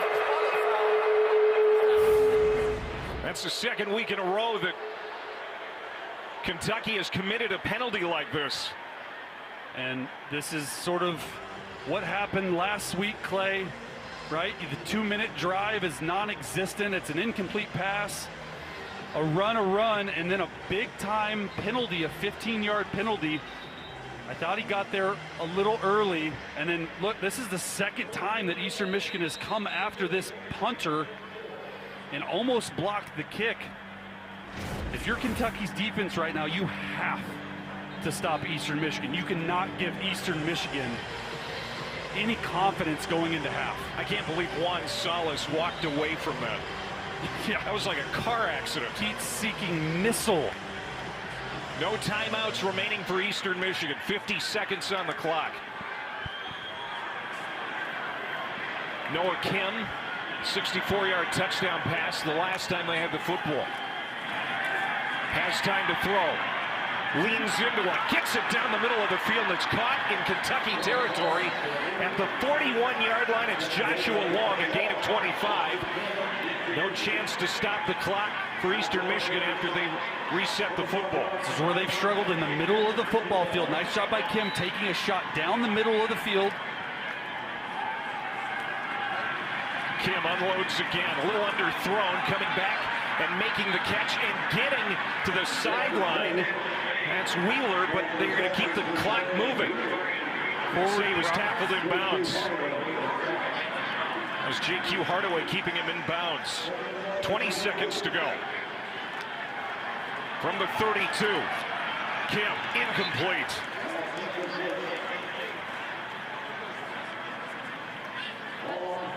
"13 seconds left." Going back to that big play down the middle, Joshua Long is going to come streaking across the middle of the field. This is where Kentucky's defense has struggled. It looked like it was man-to-man. The defender dropped him and had a huge play. Now 3rd and 2, looking forward. No timeouts, 13 seconds. Ball has to go out of bounds here or through the first down marker. Kim has time again to the sideline, and it is bobbled and incomplete. That stops the clock with 8 seconds left and brings up 4th down. Wheeler couldn't haul it in as Hardaway was in on the coverage. Looks like they're going to try to kick it right here. Smart move, but decide to take the shot down the field. And I like that because the clock stops, right, Clay, on a 1st down. And man, did Kentucky catch a break right there, because he just pure out dropped that football. Well, Eastern Michigan, after their defensive stand, now trying to get points ahead of the half. 50-yard attempt for Kessinger. Low kick, end over end, and it is good. 50-yarder for Kessinger. 3 field goals in the first half. 38, 39, and 50 yards. You see Eastern Michigan and the Eagles, man, they're fired up. You get 10 points in about 1:50. Go down there, the kicker's fired up. Coach's beard is showing off, man. Look at him, flexing on him. Let's go. Okay, the baseball. But just such a great job by Eastern Michigan, which was down a lot, 28-6. And then you go down, you get 10 points in the last 1:50 of the half. Wow, the Yankees, the Red Sox once again on our Sunday night baseball matchup. Final meeting of the regular season between these two great rivals. 7 Eastern, ESPN, ESPN Deportes, ESPN Radio. Coverage begins at 6 Eastern over on ESPN2 with Baseball Tonight. Sunday night countdown. Chris Creighton and the Eastern Michigan program. It's a blue-collar program. They are hardworking. They are always in the football game. You know, it was a tough year last year. Didn't make a bowl season game, but they've had a tough start to this year. You know, they're in this ball game right now, down 12. And the word that Chris Creighton told us in production meetings was belief. I have belief in my program. I have belief in what we do. We are a blue-collar program. And he's got to feel really good about going into the half. Only down 12 versus a Kentucky team who on offense has looked almost unstoppable, running the football and throwing the football. But going back to last week, the operational issues, 2-minute drive, all this stuff was not good. It has not looked good tonight either. And Kentucky's just going to take a knee and take it into the locker room. So on balance, Cutter Boley, pretty good first half, but you know, still some things operationally at the end of the half that they need to work through. And Kentucky will have the football to start the second half, leading 28-16. Second career start for Boley, couple of touchdown passes, but Noah Kim has the Eagles in the ball game at the half.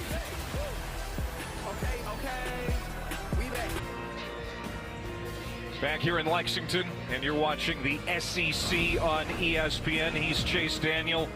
I'm Clay Matvick. Welcome back to the broadcast booth. Good first half, all in all, for Cutter Boley's second career start. Kentucky has the lead over Eastern Michigan at the half. He has a couple of touchdown passes.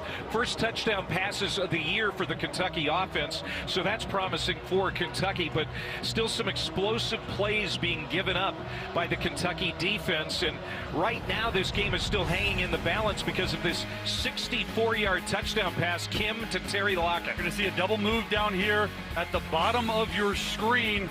This is right before half. If you're the corner, Thomas, you cannot give up this play.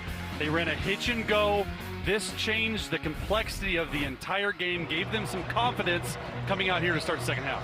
All in all, Kentucky wanted to be cleaner, smarter, better. Did you see enough of that in the first half for the Wildcats? Offensively, they look like they have an identity, and that's running the football, getting their tight ends involved in the pass game. But you still have to play defense. And right now, Noah Kim, the Eastern Michigan quarterback, has 208 pass yards. Kendrick Law on the return, and a flag comes down on the opening kickoff of the half. Holding, turn team number 84. Half the distance to goal, first down. Cutter Boley, 7 of 13, 123 yards passing, but you can see the stats for both teams pretty similar in a lot of categories. Yeah, Cutter's done a really nice job in the first half, just sort of settling in. It's his first start of the year, second time playing in the game. Communication, the operation on offense for the most part between center and quarterback have been good. And a runner on first down with Dante Dowdell. Pickup of 4. The run game helped Boley settle in the first half. But right now, Kentucky trying to stop a 10-point run for Eastern Michigan. 10 points unanswered at the end of the half, under 2 minutes. And, you know, when Kentucky had the ball last on the 2-minute drive, they went 3 and out, looking to do something here. Ferrier goes in motion. Boley wants to throw a little screen to Ferrier. And it's a first down and more. Ferrier gets to the outside. Good move at the 35. And Fred Ferrier, one catch the first 2 weeks. Gets a big play there. The transfer from UAB, a pickup of 33.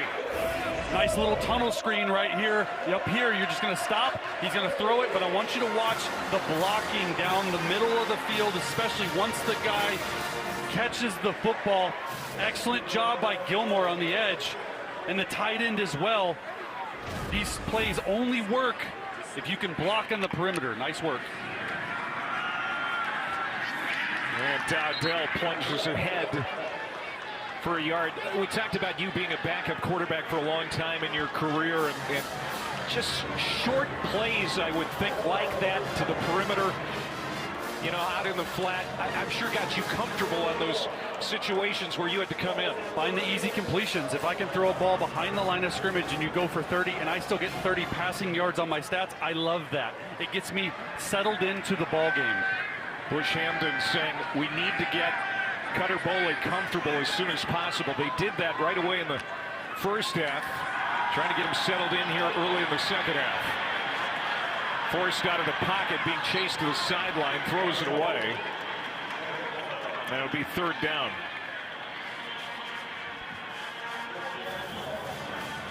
Nice job right there by Cutter Boley, seeing something on Eastern Michigan's defense. Hands to the head, alert, alert, changes the play. Thought he had Gilmore on a deep slant route to the right.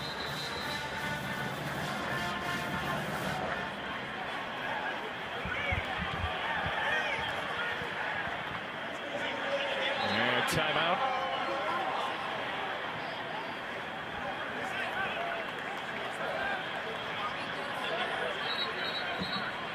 They reset the game clock. And Mark Stoops is confused. It'll be 12:55, and the play clock is moving. 3rd and 9 right here. This Eastern Michigan defense likes to play man-to-man coverage. The outside throws are where he wants to work. Pressure coming off the edge, stepping up in the pocket nicely, Boley. Deep downfield, incomplete. He wanted Gilmore. And I thought there was great pocket awareness by Boley, feeling that pressure, getting up so he could make that throw, but it was a little bit out of the reach of Gilmore, so fourth down. A little bit of pressure in the pocket, has to step up, and he throws it late down the middle or down the sideline. Just throws it too far, but watch this step up, right? You want to throw it on 1-2-3 hitch. He moves up in the pocket because of the pressure, and because of that pressure, forces the incompletion. Not the way Kentucky wants to start punting the ball back to Noah Kim and Eastern Michigan. Juan Salas back to return this punt. Third kick by Aiden LaRosse, and this is a boomer. And it's going to be a touchback. Downtown Lexington on this Saturday night, where Kentucky has the lead over Eastern Michigan 28-16. Eastern Michigan has scored on its last 3 drives. They have the football here at their own 20. Chance to make this a one-score game. Somebody on Kentucky make a play on defense. 2 backs to either side of Noah Kim, the quarterback rolling out. Former Michigan State Spartan is incomplete on first down. Good coverage by Scott, the nickelback. Terry Lockett Jr., who had that 64-yard touchdown reception at the end of the first half, was the intended receiver. You know, there's some stars on this Kentucky defense that really need to start standing tall. Afari, the weak side linebacker, comes to mind. He's their best player on defense. I mean, he's put weight on. He's made him much better against the run. We have not talked about him at all tonight. There he is. He's the weak side linebacker. They really like their backers. Got to make a play in the run game here. And the run game going back to work. McMillan, he is stacked and tossed down by Khalil Saunders, the defensive tackle. Gain of 1, so here's a 3rd and 9. If I'm Brad White, the defensive coordinator for Kentucky, I have to do something to get Noah Kim off schedule, whether it's pressure. We've seen him drop 8. His scheme in general confuses quarterbacks because he's all over the place. You see everyone standing up right now. It's called a joker look inside. Okay, see if they bring some pressure out of this. They send 5, and now it's whistled down.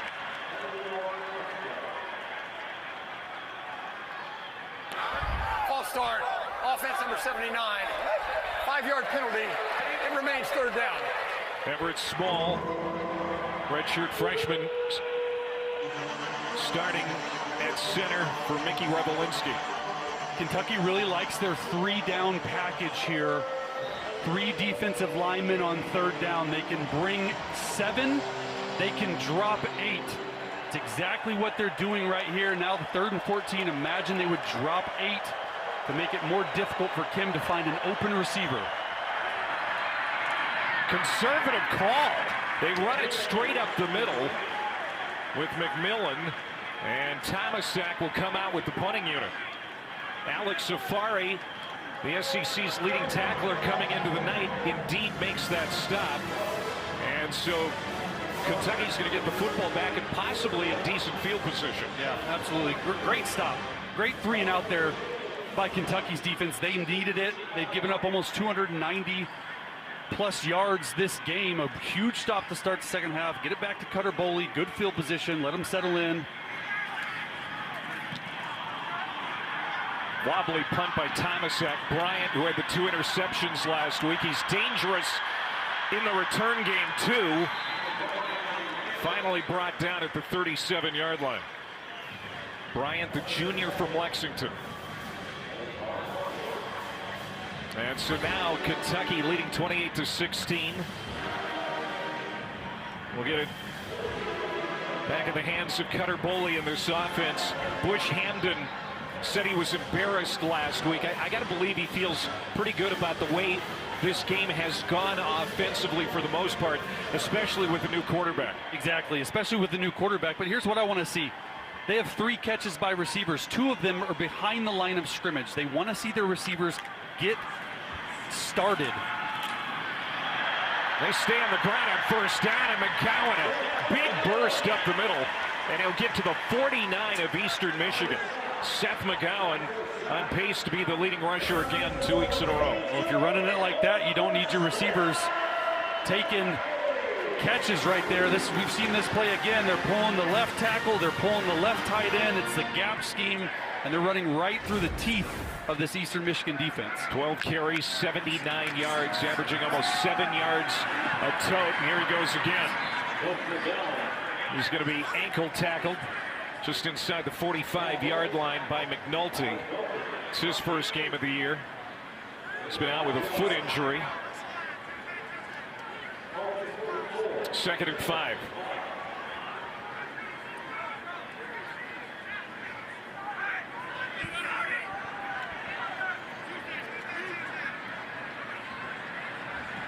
Ferrier comes to the near side, and Boley wants to throw, has plenty of time.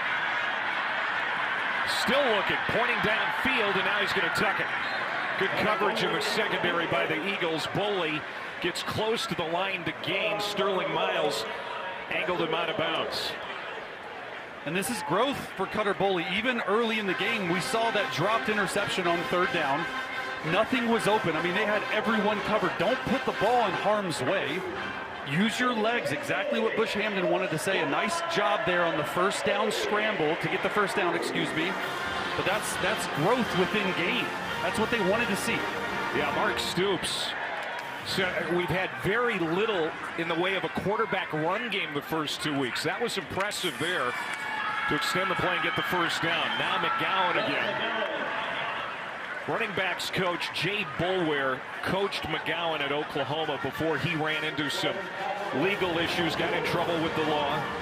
But he's getting a second chance here in Lexington, and you can tell that McGowan appreciates it. And he's been a workhorse tonight. 2 touchdowns, 84 yards on the ground, real 90 now, 14 carries. We were talking before the game, Clay. We said, hey, this guy, McGowan, needs to get at least 20 touches in the run game tonight. He's well on his way there.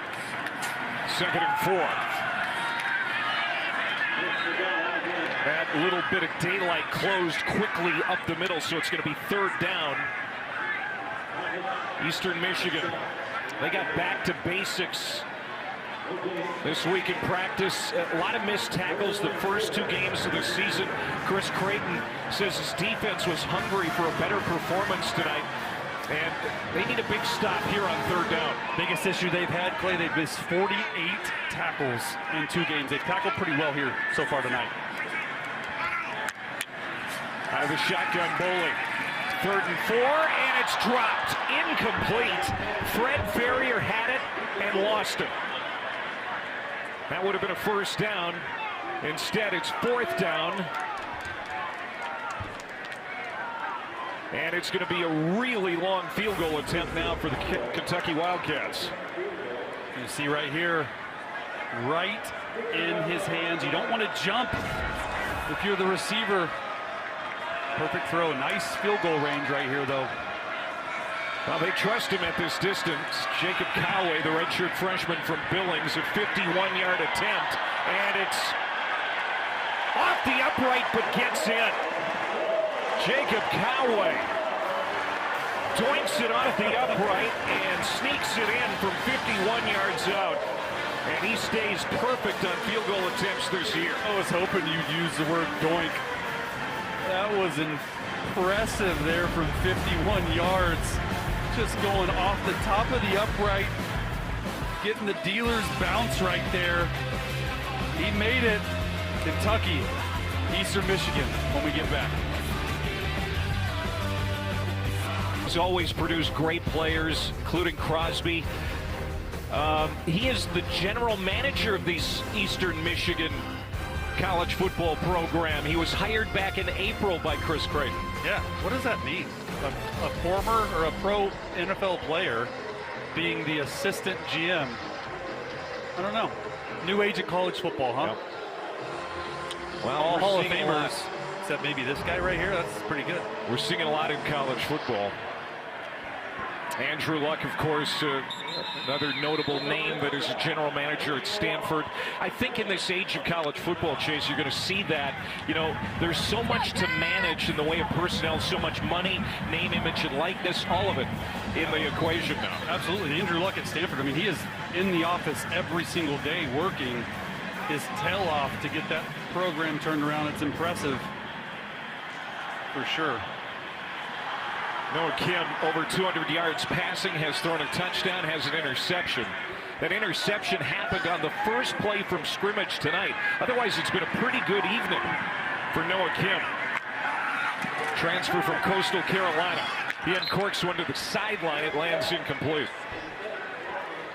And last Eastern Michigan drive was their first 3-and-out of the entire game. Obviously, as you alluded to, the interception, but they moved the ball at will, almost at 300 yards of total offense. No bigger drive in the game than now to try and get some points.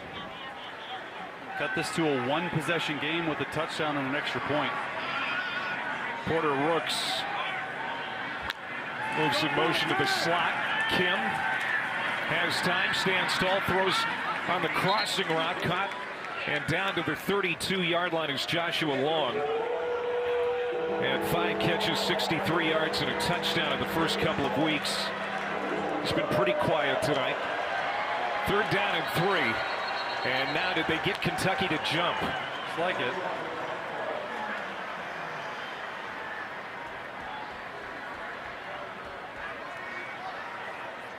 Ken Williamson, our lead official tonight in the white hat.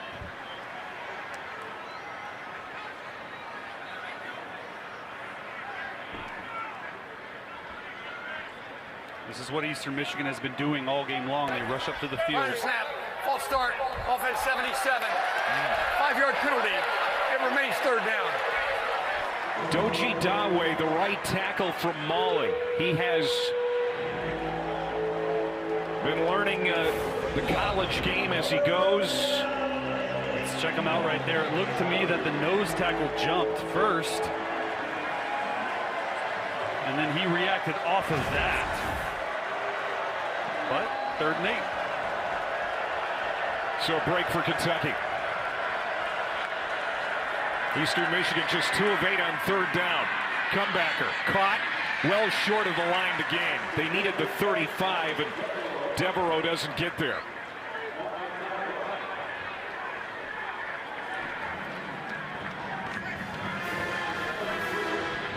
Ty Bryant, who had the big week last week, he makes the tackle.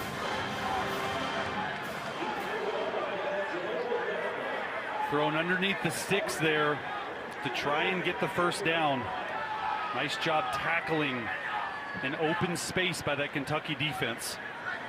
Something they harped on all week long. 3rd punt tonight for Mitchell Thomasak.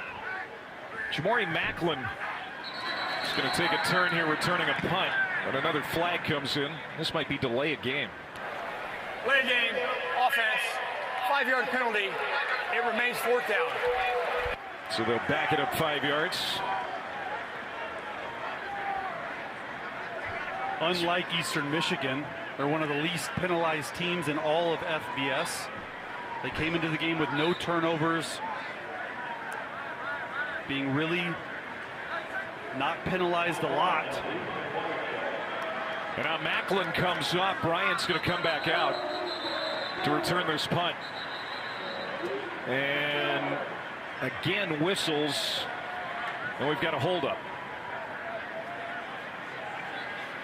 Is the clock not? Please put 6:41 on the game clock. 6:41. So they're going to reset the clock.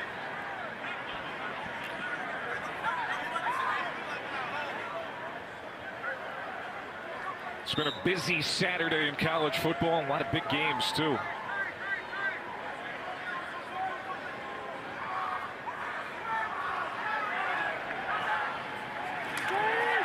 It's a fake, and Kentucky was ready for it. Wildcats not caught napping.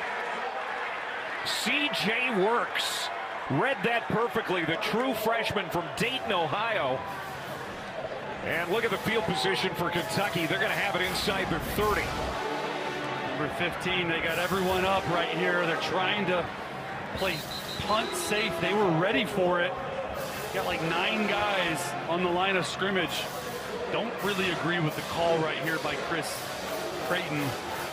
You know, you're down 2 scores. Now you're giving Kentucky even more momentum. Inside the 30, you're backed up. Yeah, they had to delay a game. I appreciate the spirit for the Eagles and Chris Creighton's choice to maybe take a shot there, but it blows up, and now Kentucky trying to make him pay for it.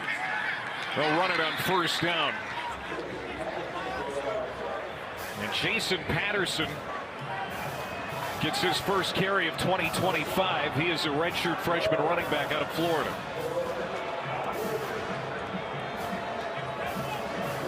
I know their game plan is to run the football behind that big old line, but I'm going to keep coming back to it. When we talked to coaches, they said the receiver room has to step up. Right now, only 3 catches by the receiver room.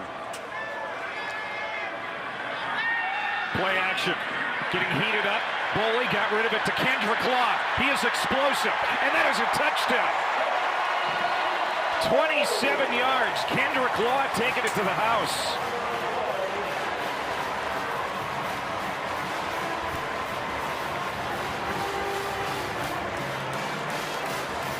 There's a flag on the play, but Kendrick Law, explosive, the most explosive receiver. Offense number 17. 10-yard penalty for Scarlet foul. Wow.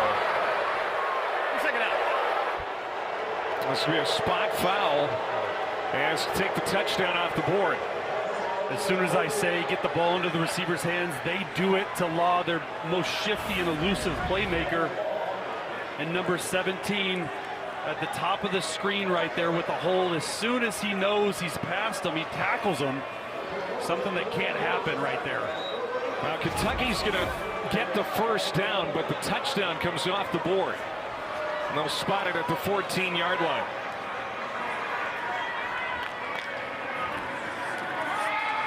They feed it to McGowan. A couple of touchdowns tonight. And he's down to the 8-yard line. A nice play on that holding, which should have been a touchdown, but Gilmore with the hold. They just sneak Kendrick Law out of the backfield. He's their gadget guy, as we alluded to. Get the ball in space to his hands. Cutter Boley feels really comfortable with him. First couple of weeks, they hardly passed it all in the red zone. They stick with McGowan, and he's got a touchdown. 8-yard touchdown run. Seth McGowan is 3rd of the night. The senior from Mesquite, Texas, has a hat trick. How about that? The hat trick for Seth McGowan. And this is a run play they've run over and over again. You're just going to pull both tackle and tight end. You're going to see Josh Braun and Henry Boyer pull out. It's a gap scheme. They start downhill and they bounce out with Boyer leading. A play they've come back to multiple times in this game.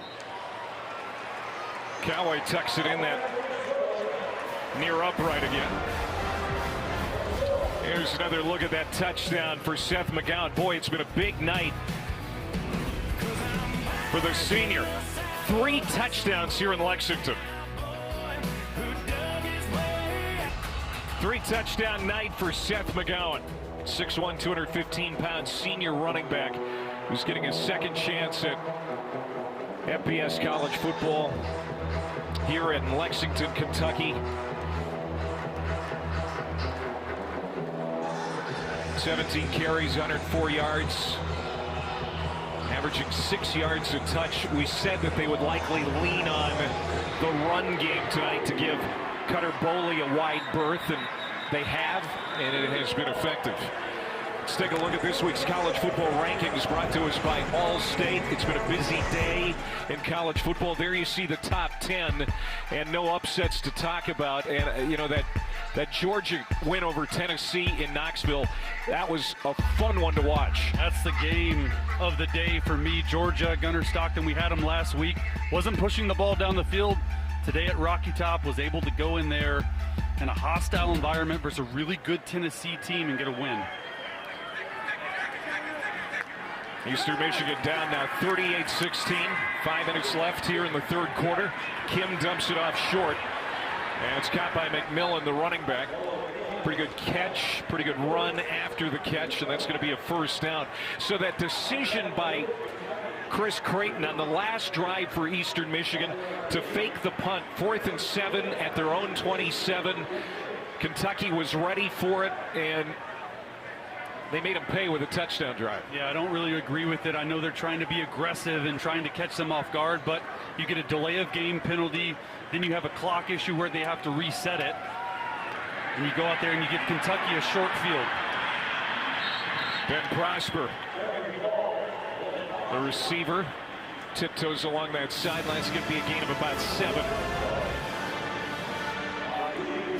We've talked about tackling a lot for Kentucky, right? Missed tackle right there from the secondary. Cam Dooley. Look at the rush yards, Clay. 171 to 98. Kim's going to be throwing a lot, most likely, the rest of this game. That's going to be a first down reception. Out to the 48-yard line. Pickup of 5. They'll move the chains as Prosper brings it in. And going back to the decision, it's a 2-score game at the time where you fake the punt on 4th and long, right? Punt it away. Your defense has been playing pretty well for the most part. Give yourself a chance now, seemingly out of reach unless they score here. Kim being chased. McKees Humphrey Grace. Well, we hadn't called his name yet. Was the Missouri Valley Conference Defensive Player of the Year at South Dakota last year. And the old Coyote running down Noah Kim. You're going to see him right here. All right, just the non-stop motor swing move outside. Kim gets away, not so fast. Nice job by Humphrey Grace talking to the coaches. They really like him and his ceiling. Still a junior, 6'4", 270, but a key player for this defense getting into SEC play. Pressure again coming.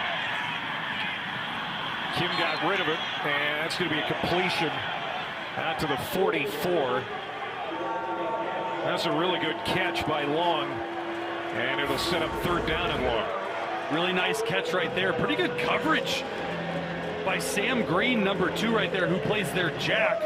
Remember, we said he has to be able to rush the passer and play coverage. I didn't know they'd be playing man coverage with a 6'2", 250 linebacker who primarily rushes the football, but pretty good coverage by the big man. Kentucky wants a timeout. Their first of the half. With 2:35 to go in the third.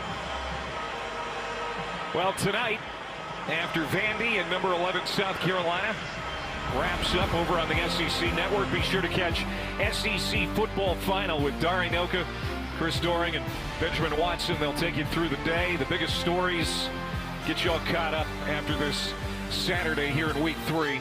It's also available on the all-new ESPN app. He's Chase Daniel. I'm Clay Matvick. And We've talked about this already, Chase, about how grueling the schedule is going to be for Mark Stoops and the Wildcats after the bye next week.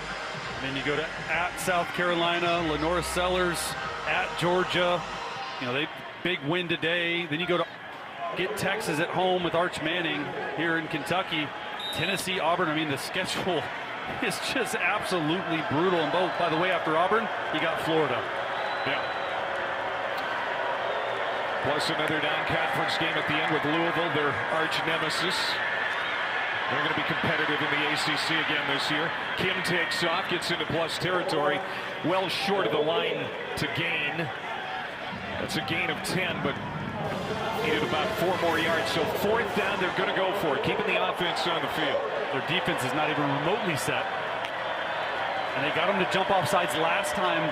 Well, it was called a false start. I thought it was offsides with the clap. They check to the sideline, get the right play.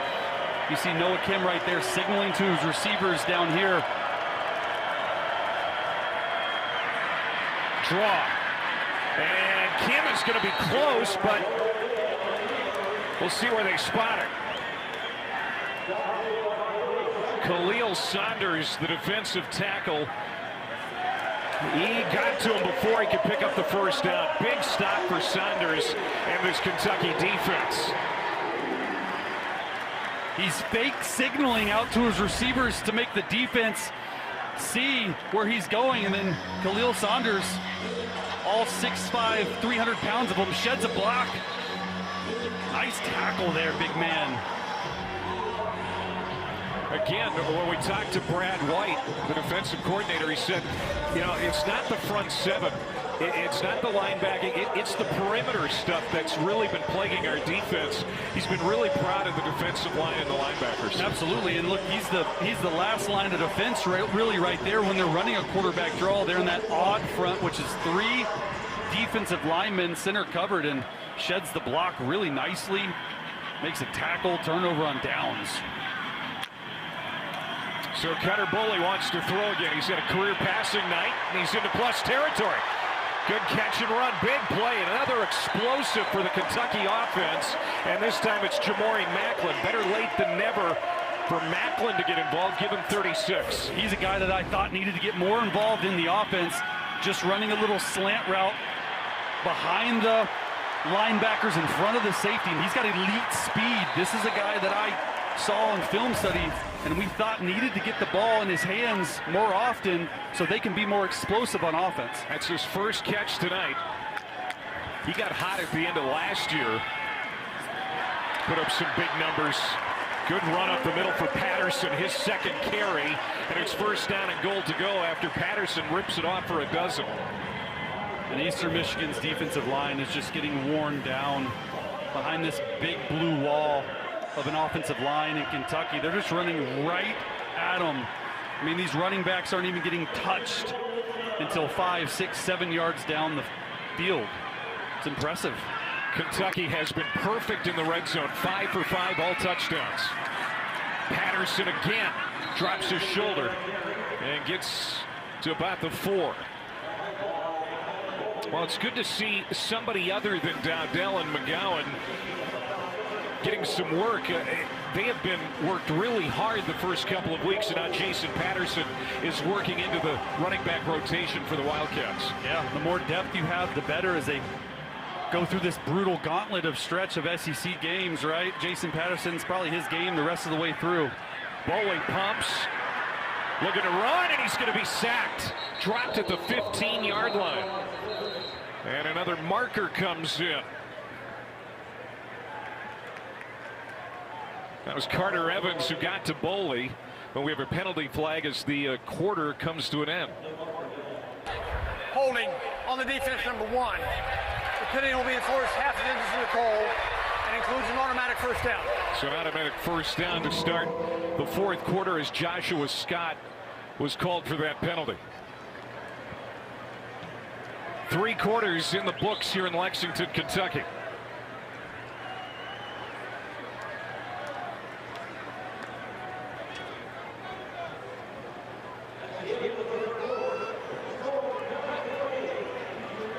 38-16, Kentucky knocking on the door when we come back to start the fourth. Welcome back to the SEC on ESPN, ready to start the fourth quarter. Wildcats have the lead. They have been held under 400 yards by 9 straight FBS opponents. Looks like that streak is going to end tonight because they're over 400 right now. 402. Hey, streak busters. Yeah. And trying to get in the end zone one more time. Cutter Boley making his second career start at Kentucky, takes the snap from under center and gives it to McGowan, who has 3 touchdowns tonight. We did see Bo Allen on the sideline, Chase, starting to loosen up. The backup quarterback potentially getting ready to get a shot here tonight as Boley has put in some pretty good work. Yeah, absolutely. About time, right after this drive, if they score, get the backup quarterback some reps. I'm all for it. I was a backup quarterback my whole life. This is stuff you dream for. It's his Super Bowl when he goes in there. Find some completions, dice them up, go get another touchdown. You weren't a backup at Missouri, my friend. You were a cover boy on every sports magazine in the country. Oh, no! Boley could not get a clean snap from the center, Jagger Burton. And we were talking about this with the coaching staff as penalty flags come raining in. Looks like Kentucky was able to recover. Alex Wolschlager, the tackle, jumped on the football, but Mark Stoops said snapping issues by Burton have been a problem from time to time. We've talked about it a lot this game, is just the operation issues, the communication issues. This is going to happen when you put a quarterback who hasn't played a lot under center. They're usually in gun. They're trying to get under center. They're trying to run the football in. But as you said, Clay, Burton has had some snap issues. This is to be expected a little bit with, a young quarterback who hasn't played. After the play was over, personal foul on the defense, number 6, jumping on the pile. Also, unsportsmanlike conduct. Number 3, the offense, pulling a player off the pile. Those fouls will offset, and the down will count. Now, second down. Snap issues by Burton. Looks like Boley had it in his hands, and man, I know you want to get the ball. You never like diving onto piles as quarterbacks. That Drew Brees injury is just forever ingrained in my head. And this play is going to be whistled dead. Caught in the end zone by Henry Boyer, another tight end for Kentucky. But it's not going to count.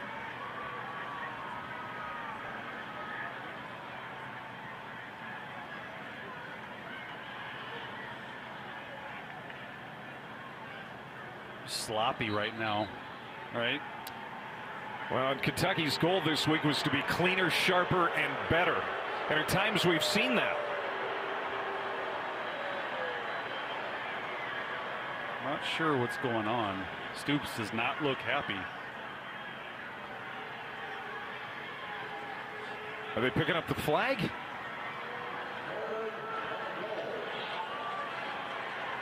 No announcement to the crowd. They're going to replay third down. Handoff, and Patterson is gobbled up. Nowhere to go for Patterson. And now it's fourth down, and what we saw last week inside the red zone starting to rear its ugly head again for the Wildcats. Snap issues again. He barely catches the football. Jalen Farmer, the right guard, almost runs into it. Interesting decision to put him back under center after the snap issue. Maybe put him in gun, let him throw it. I know they want to run the clock right there, but came away unscathed after 2 snap issues right there. Callaway will hit a little wedge here, a 24-yarder after a 51-yard hit earlier in the game. That makes it 41-16, but a bad taste in the mouth of Mark Stoops after that drive.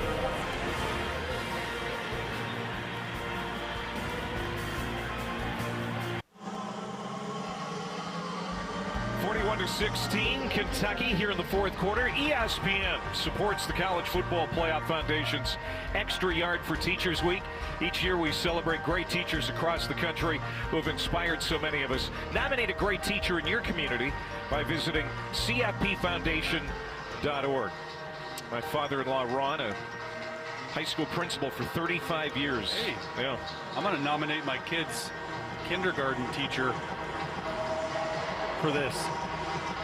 San Diego. Well, she has to put up with your kids. She needs it. Yes. For putting up with my kids. Both of my kids have had her so far. And through the end zone, touchback. Eastern Michigan will have it. So Cutter Boley, it kind of has the feel that his night might be done. He's got a career passing night. Meanwhile, his counterpart, Noah Kim, ready to come back out on the field. He has 249 yards of his own. Pretty good night. But Boley, 215 yards, couple of touchdowns. Has his helmet off on the sidelines. Kind of felt like he was getting some pats on the back over there for Kentucky. You'd imagine they're going to start rotating on defense and offense. Some of the second and third string guys, get them some play.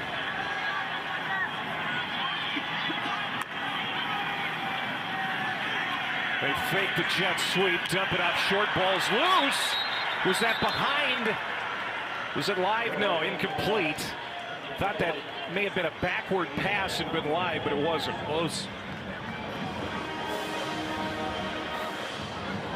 You're starting to see the second team defensive line get in. This is good practice for them. Got to rely on depth with this brutal SEC schedule. You got to believe the starters are on the sideline or cheering them on, man.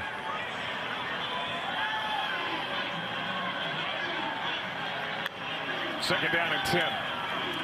Kim complete to the 30-yard line. It is caught by Nick Devereaux, graduate from Troy, Michigan.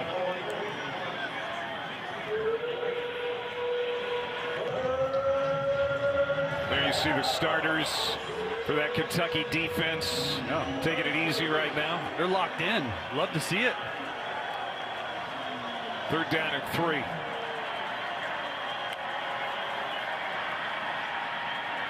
Kim backpedaling, now steps up, throws. Wide open man here on the near sideline. Devereaux gets it to midfield. And Nick Devereaux, when he has been targeted tonight, he's made some plays. That's a gain of 19. Nice job by Kim in the pocket. Buying some time, finding the open guy. He's played pretty well tonight. Coming on the road in Lexington, SEC school. I really like this kid. Kim in the flat. It's going to be a short pickup as Kentucky rallies to Tanner LeMaster, their former teammate. What do you think Noah Kim has done specifically well here tonight? Yeah, the game wasn't too much for him. Coming on the road in an SEC school, to be able to move around with his legs, buy some time, hit some big plays down the field, which this whole team has been really good, specifically in the MAC with big plays, explosive plays. Obviously the one interception you want back, but it was tipped. Really the only interception he's thrown all year, so he's taking care of the football for the most part. Yeah, it was an unfortunate way for him to start the game. That is caught in some traffic. Terry Lockett makes the catch for a first down to the 33, a gain of 13. What a throw. You're going to see Kim bump to the right, go out to the left, and Jordan Lovett, the safety, number 25, almost comes in. Says, nope, Terry Lockett Jr., I'm going to take that. Tries to go for the ball there. Nice concentration all the way to the ground. And when Lovett hits you, you usually stay hit. I mean, he's been in this defense for quite a while. He's been a starter since 2022. Double pass. Lockett trying to find Kim, and well covered at the 10-yard line. Grayton did not get fooled. He stayed on Kim to knock that away. Nice job by Grayton in man coverage. They're going to give this little guy the ball, and then Kim's going to sneak out of the backfield here to the sideline. I want you to watch 30 right there. Say, hey, not so fast. Noah Kim tries to go up and high point it. And a good job by Grayton just putting his hands up, saying, not today. I'm not getting mossed by a quarterback. One of those true freshmen that Brad White was hoping to get into the ball game tonight, and they really like that play from the rookie corner. Stretched out to the sideline, and again, Kentucky gets to the ball carrier, led by Landon Watson. That's a loss of 4. McMillan had nowhere to go on the edge. Third down. Gotta imagine, obviously, it's 2-down territory, just try to get half of it back. The Eastern Michigan, look, probably not going to win this game, barring a miracle, but there's still situational football that you want to put on tape, and you want to see your guys go out there and execute. Cam getting heated up, throws it deep, has a receiver. Lockett lost it. Lockett had a step on the defender, but he was turned around, lost sight of the football, and it lands incomplete, and it's 4th down. Not a bad throw, a double move, a little out and up by Terry Lockett Jr. Just throws it up, 3rd and 14. You can see right there, just can't find the football. Nice little back shoulder right there on the double move. Looks like they're going to try a field goal, huh? Yes, they are. 55? Yeah, this could be a 55-yard attempt for Rudy Kessinger, who's been fantastic tonight. He hit a 50-yarder earlier. He has 3 made field goals tonight. Is it long enough? No, not this time. Just a little bit out of his reach for the redshirt freshman.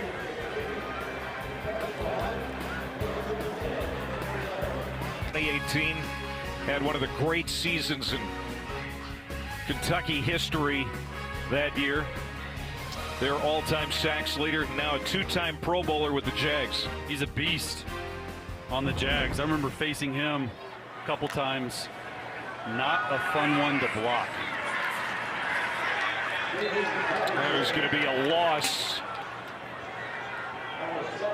as Kentucky defensive coordinator Brad White was telling us about Josh Hines Allen and his work ethic and how lucky he was to coach that young man. It's impressive. I mean, one of the greater seasons that we've seen ever out of a Kentucky defender, and now he's just wrecking backfields in the NFL too. Coley's still in there. And another penalty here. Start, offense number 73. 5-yard penalty. It remains 2nd down. So Mark Stoops keeping Cutter Boley in the ball game. They have scored on their last 3 possessions, but that last drive was not operationally sound, and they had to settle for a field goal again. And here's another penalty, getting them backed up. You got to imagine that's why he's still in the football game, to try and get them to understand these situations, right? They're up big, I get it, but you still want to run the offense. You want to get them as many live reps as possible. Boley throwing on the run, and is that going to be complete? That is a catch for Jason Patterson, who's put in some good work here in the 2nd half. Really nice catch there by Patterson. He had 111 yards rushing last year. They really liked him, a redshirt freshman. They put the red shirt on him, making his name known a little bit right here. Yeah, he hadn't had a touch before tonight. That was a 9-yard reception to make it 3rd down and 9. Kentucky tonight 3 of 8 on 3rd down. Boley looking for help. He's going to get hit at the 40 and dumped. Won't get the 1st down, but there is a marker in the secondary as this game is really getting sloppy now.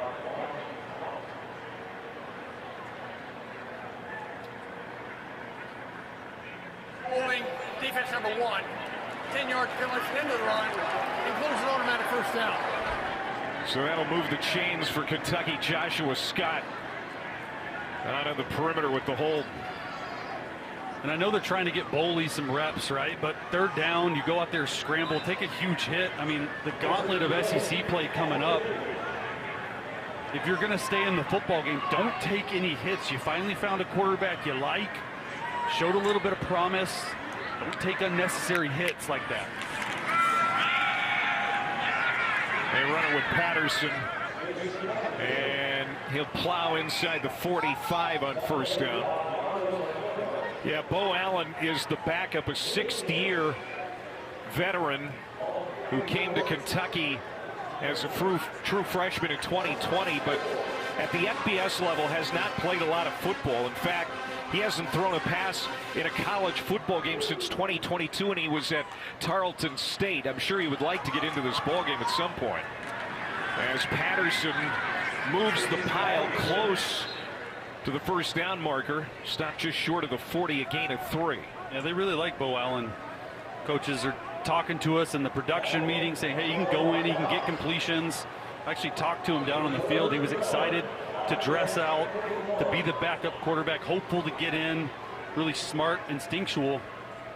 Just going back to Boley, right? These reps, even though they might not mean a lot to the crowd or to the other team, they mean a lot to him, right? Because you're in 3rd and 1, you're in these situations, you're at 2 minutes and a half. All this stuff matters if you're going to be the guy going forward. Good hips. Just sidestepping tacklers up the middle. Jason Patterson, redshirt freshman out of Sneads, Florida. 5'10", 209 pounds. Give him 10 and a first down. For Kentucky, right? 9 different starting quarterbacks in 9 years. And Cutter Boley is a young guy, right? If he's the future of the program, something you can sell the recruits on. Big arm, tall, athletic. Told us in production meeting he emulates his game after Justin Herbert and Josh Allen. That's a catch. Gilmore, first down inside the 15. So his brother Jackson played tight end at Wyoming. That's where he was exposed to Josh Allen, met him personally. His sister Erin, basketball player at Oregon. That's where he got to really study Justin Herbert's game. And you know, he certainly kind of physically looks like those two guys. Yeah, when he came in the meeting, I played with Justin Herbert for 2 years. And I'm like, man, physically imposing, 6'5", 220, actually has the same haircut as Justin Herbert. I had to do a double take, but just a really impressive guy. And there's Erin Boley, Cutter's sister. I mean, just a family of athletes. She's the Oregon forward from 2018 to 2021, and this young man, he's shown a lot tonight. 12 to 21, not super accurate, but he's throwing the football down the field. 240 yards, 2 touchdowns. Patterson, good cutback. Get back inside that tackle and get it close to the first down marker. It's going to be 3rd and 1, just outside of the 5-yard line. Kentucky would like to get in the end zone one more time before this thing's all said and done. No doubt. You got to imagine tomorrow in the film room when the offensive staff is meeting with the players offensively that, there's going to be some things to learn from, the communication issues, some of the false starts, but they got to feel really good about what Cutter Boley has put on tape so far. Patterson making his way to the goal line, and he got in there. Touchdown, Jason Patterson.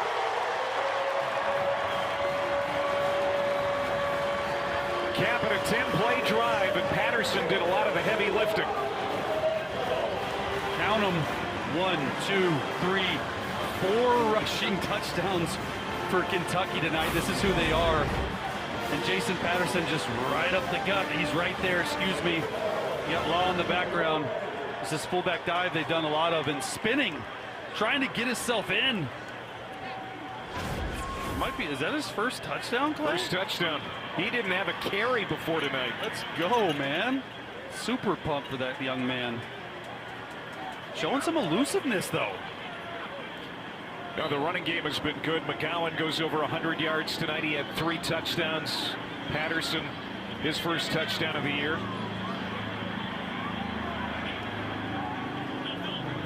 And 216 yards on the ground for Kentucky. The extra point is good for Jacob Cowwood. 48-16, Kentucky, with Cutter Boley at the controls with a big lead. Scoring-wise, it's been a consistent night for Kentucky. Time for our Fansville College Football Update, brought to you by Dr. Pepper. And we talked about Georgia, Tennessee, and What a great game that was as the Dogs win it in overtime. Gunnar Stockton, his arm finally woke up. Miami defeating USF. The Bulls kind of running out of magic, it seems like, at least for tonight. And then how about this one in South Bend? Tied at 31 heading to the fourth between A&M and the Irish. Big game. Miami and Carson Beck, man, they look good. Heisman Trophy finalists, in my opinion, right now. I know it's early in the season, but A&M and Notre Dame, it's big boy football down there.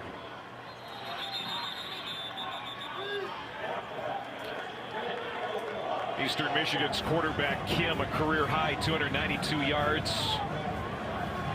He is 1 yard shy of that. He's actually had a pretty good night for Eastern Michigan, but they're going to lose their 8th in a row going back to last year are the Eagles. Meanwhile, Kentucky, there are certainly some things they can build on after tonight. Gotta love their red zone defense. Didn't allow a touchdown, only 2 field goals. For the most part, what we saw, tackling was pretty good. Obviously, the takeaway. Dunlap, good run. That'll be a first down for, check that, McMillan. Dante McMillan gets 14. About Chris Creighton, they're going to continue to fight. He says, we're one, they're the favorites to win the league this year. And that's going to be a couple of yards shy of the stick. Jamarian Wheeler hauls it in. Graduate from Minneapolis. When you have a quarterback in Noah Kim, you're always going to have a chance. Thought he's played exceptional tonight. Just got to fix that defense. They gave up 606 total yards at Texas State in week 1. Giving up a 456 right here to Kentucky. Just got to outscore people. High snap from Gallegos, who's now in its center, but Kim handles it, gets the first down. Completion to Wheeler. 6 bowl appearances in the last 10 years for Eastern Michigan. Just missed last year, but it's been a good run for Creighton in Ypsilanti, his 12th year as head coach. Yeah, I was just about to say 12 years anywhere nowadays as a head coach, you're doing something right.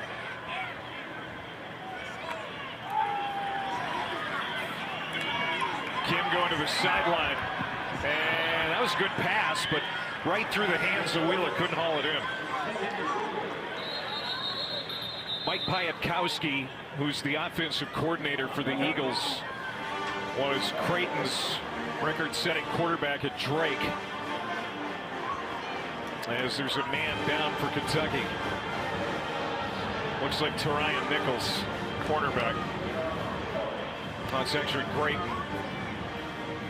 There's Pike, Mike Piatkowski. And he's a smart, young offensive coordinator. And you can see with Noah Kim, he's going to have something to work with this year. Yeah, absolutely. I mean, they're an explosive offense. I mean, they have a lot of plays, a lot of explosive plays through the pass game. Got to find the run game a little bit. Dante McMillan, Dunlap. Right? They're ready to go right now. Kentucky's not even moving. But they got a good receiver in Terry Lockett Jr., right? Like, if you got a good receiver, you get a good quarterback, you got a chance. I mean, it's the defense, really. Well, and this was a game until they went for that fake punt. Yep. 4th and 7 at their own 27, and it got stopped. Caught on the outside. Hauled in by Antonio Floyd, the redshirt freshman from Atlanta, with his first touch. That's a gain of 7, so it'll be 3rd down. As we're under 3 minutes to go.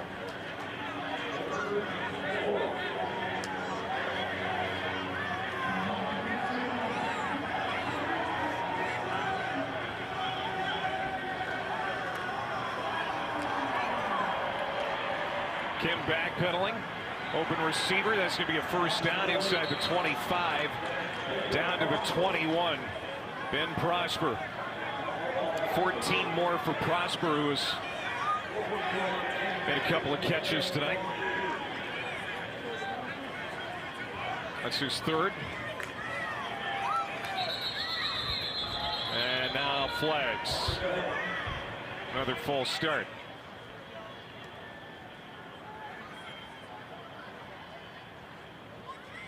Snap infraction, offense number 65. 5-yard penalty, it remains first down. Mentioned it before that Nicholas Gallegos is doing the snapping now. Going back to this Kentucky defense, right? With the brutal stretch, you got out at South Carolina, at Georgia, Texas, Tennessee, Auburn. They really got to play well for Kentucky to have a chance in the SEC this year, right? They got a run game. They got everything going for them. Their defense has to be the one who really steps up. 2-minute timeout. Final 2 minutes here in Lexington, Kentucky. Ready to go back over 500.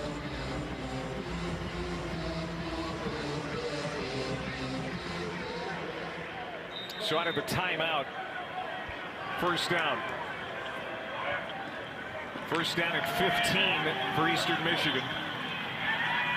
Now keep it on the ground with McMillan. So you talked about Kentucky's schedule. And they're going to have the bye next week, then a trip to Columbia, South Carolina for their first SEC road game of the year. And it'll be interesting to see whether Lenora Sellers is a part of the equation for that Kentucky defense. The quarterback for South Carolina knocked out of the game tonight against Vanderbilt, and it looks like South Carolina is going to be upset. Bouncing to the outside, looking for that first down. He's got it and more. And almost got it into the end zone. That's a gain of 10 for McMillan. Yeah. So you see Sellers tonight against Vandy. He was knocked out early. Yeah, not good, right? On the short list for the Heisman Trophy. Just an elite college quarterback who will play pro one day. Just the health issues, right? Back-to-back years now. And without Sellers, man, South Carolina getting pummeled by Vandy. Yeah, Vandy's leading that one 31-7 late in the fourth quarter. Diego Pavia, the quarterback for the Commodores, has been outstanding. Kim to the end zone, incomplete. So after South Carolina, we're going to have more top 25 opponents, including Georgia. They have to go to Athens for that one, October the 4th. Then Texas, Tennessee, and Auburn, 3 games in a row that are no pieces of cake. Young quarterback Boley's going to get tested, and that's why I'm saying this defense, you got to be able to lean on them. You got to be able to lean on the run game. Second and goal up the middle with the run. And they'll get it to the 5-yard line with McMillan. But you see nowadays in college, right, it's all about offense. You got to have an offense to put up points. You got to have a passing game. The receivers, you know, we didn't really see any receivers step up today for Kentucky. And, you know, sort of unproven going into next week's game. Kim, plenty of time. 11th play of the drive, incomplete. And it's fourth down. Well, there's Boley. Career night for him. Of course, being a redshirt freshman, you know, he hasn't had a lot of experience, so you thought if he had a pretty good night tonight, it would be a career night, and it has been. Found his tight ends a lot, yeah, especially in the red zone. Yeah, safety valve for him and his tight ends, and it'll be a big test for him going on the road for the first time as a starter at South Carolina. Probably the last play of the night if they don't get in for Eastern Michigan. Kim is going to take it himself, and he's going to get in for a touchdown. Noah Kim. And a rushing touchdown to his pretty good night statistically. Nice job. Sprint out to your left. They're trying to shovel it to the running back right there, and he said, hey, I'm going to take it in myself. I've been really impressed with him as a quarterback, both running and throwing the football. Coach said they wanted to see him run the football more. He's dangerous as a runner, and he's proven that tonight. The Eagles' first rushing touchdown of the evening. But the night has belonged to Cutter Boley, his second career start. Zach Calzada, who started the year as a starting quarterback, out of this game because of an injury, giving Cutter an opportunity, and the Hodgenville, Kentucky native has lived up to some of the expectations. Yeah, he's been aggressive all night, throwing the football down the field. The completion percentage isn't exactly where you want, but he delivered multiple touchdown passes in the red zone, the first two and three of really Kentucky's season. You see there 240 passing yards on only 12 completions. So, you know, the coaches told us, hey, we need to push the ball down the field. We need to be a little bit more aggressive with play calling. We're going to take the motions off, all that stuff. And you see right there Zach Calzada being a good teammate, man. They have a good relationship. They work well together. Look at this stat. Held under 400 yards of total offense in 9 straight games. He was entering tonight, and tonight 456 with a new quarterback, Clay. Yeah, you said this offense looks different before halftime, and I would agree with you. It had some spark tonight, a little something different. And it's a part in play calling, trusting the young quarterback to throw the football down the field, and then also the quarterback to actually pull the trigger when maybe something isn't open down the field as well. So they work pretty well together. Still a little bit of those operational issues they'll get, you know, ironed out in practice next week, and that's what a lot of people don't understand about a backup, right? You don't get a lot of reps with the ones in practice. Now Cutter will have back-to-back weeks with the ones in practice, running the scheme, running the tempo offense, running the 2-minute offense. So the more practice, the more live reps you can do and face, even if it's in practice, because they do go good on good, it's just helpful. Well, speaking of backup quarterbacks, Bo Allen, a 6th-year veteran. His dad, Bill, played quarterback here in the mid-'80s. He's going to hand off to Jason Patterson, who rips off another big run. And finally gets brought down in enemy territory at the 46-yard line. They're trying to get to 500 yards. He rips off 29. He's looked good tonight. He's going to be another option in that backfield. It's already pretty talented. So Bo Allen, very smart. They like him. Just hasn't had a lot of big boy reps in the Power 4. That might do it. Another run for Patterson. 48-23, Kentucky got up early. First play from scrimmage tonight. Noah Kim, who otherwise played pretty well at quarterback for Eastern Michigan, had a ball tipped. It was intercepted by Daveren Rayner, and it was pretty much all Kentucky from that point on. And a good night for the redshirt freshman Cutter Boley, the Kentucky native. I think answered some questions tonight for these Wildcat fans. Yeah, they wanted to see how he would do when the pressure was on in a real game, and he's delivered tonight. Look at this 19th straight win versus a MAC opponent, but the real season, the real schedule starts now. You're going to learn a lot about the young man as they go on the road in back-to-back weeks at South Carolina and at Georgia. Texas visits Tennessee. I mean, the schedule gets going. Kentucky 2-1. And an 8th straight loss for the Eagles of Eastern Michigan, now 0-3 on the year. Cutter Boley and the Wildcats going into the bye week. They'll be at South Carolina in 2 weeks, and that 7th hardest schedule in the country.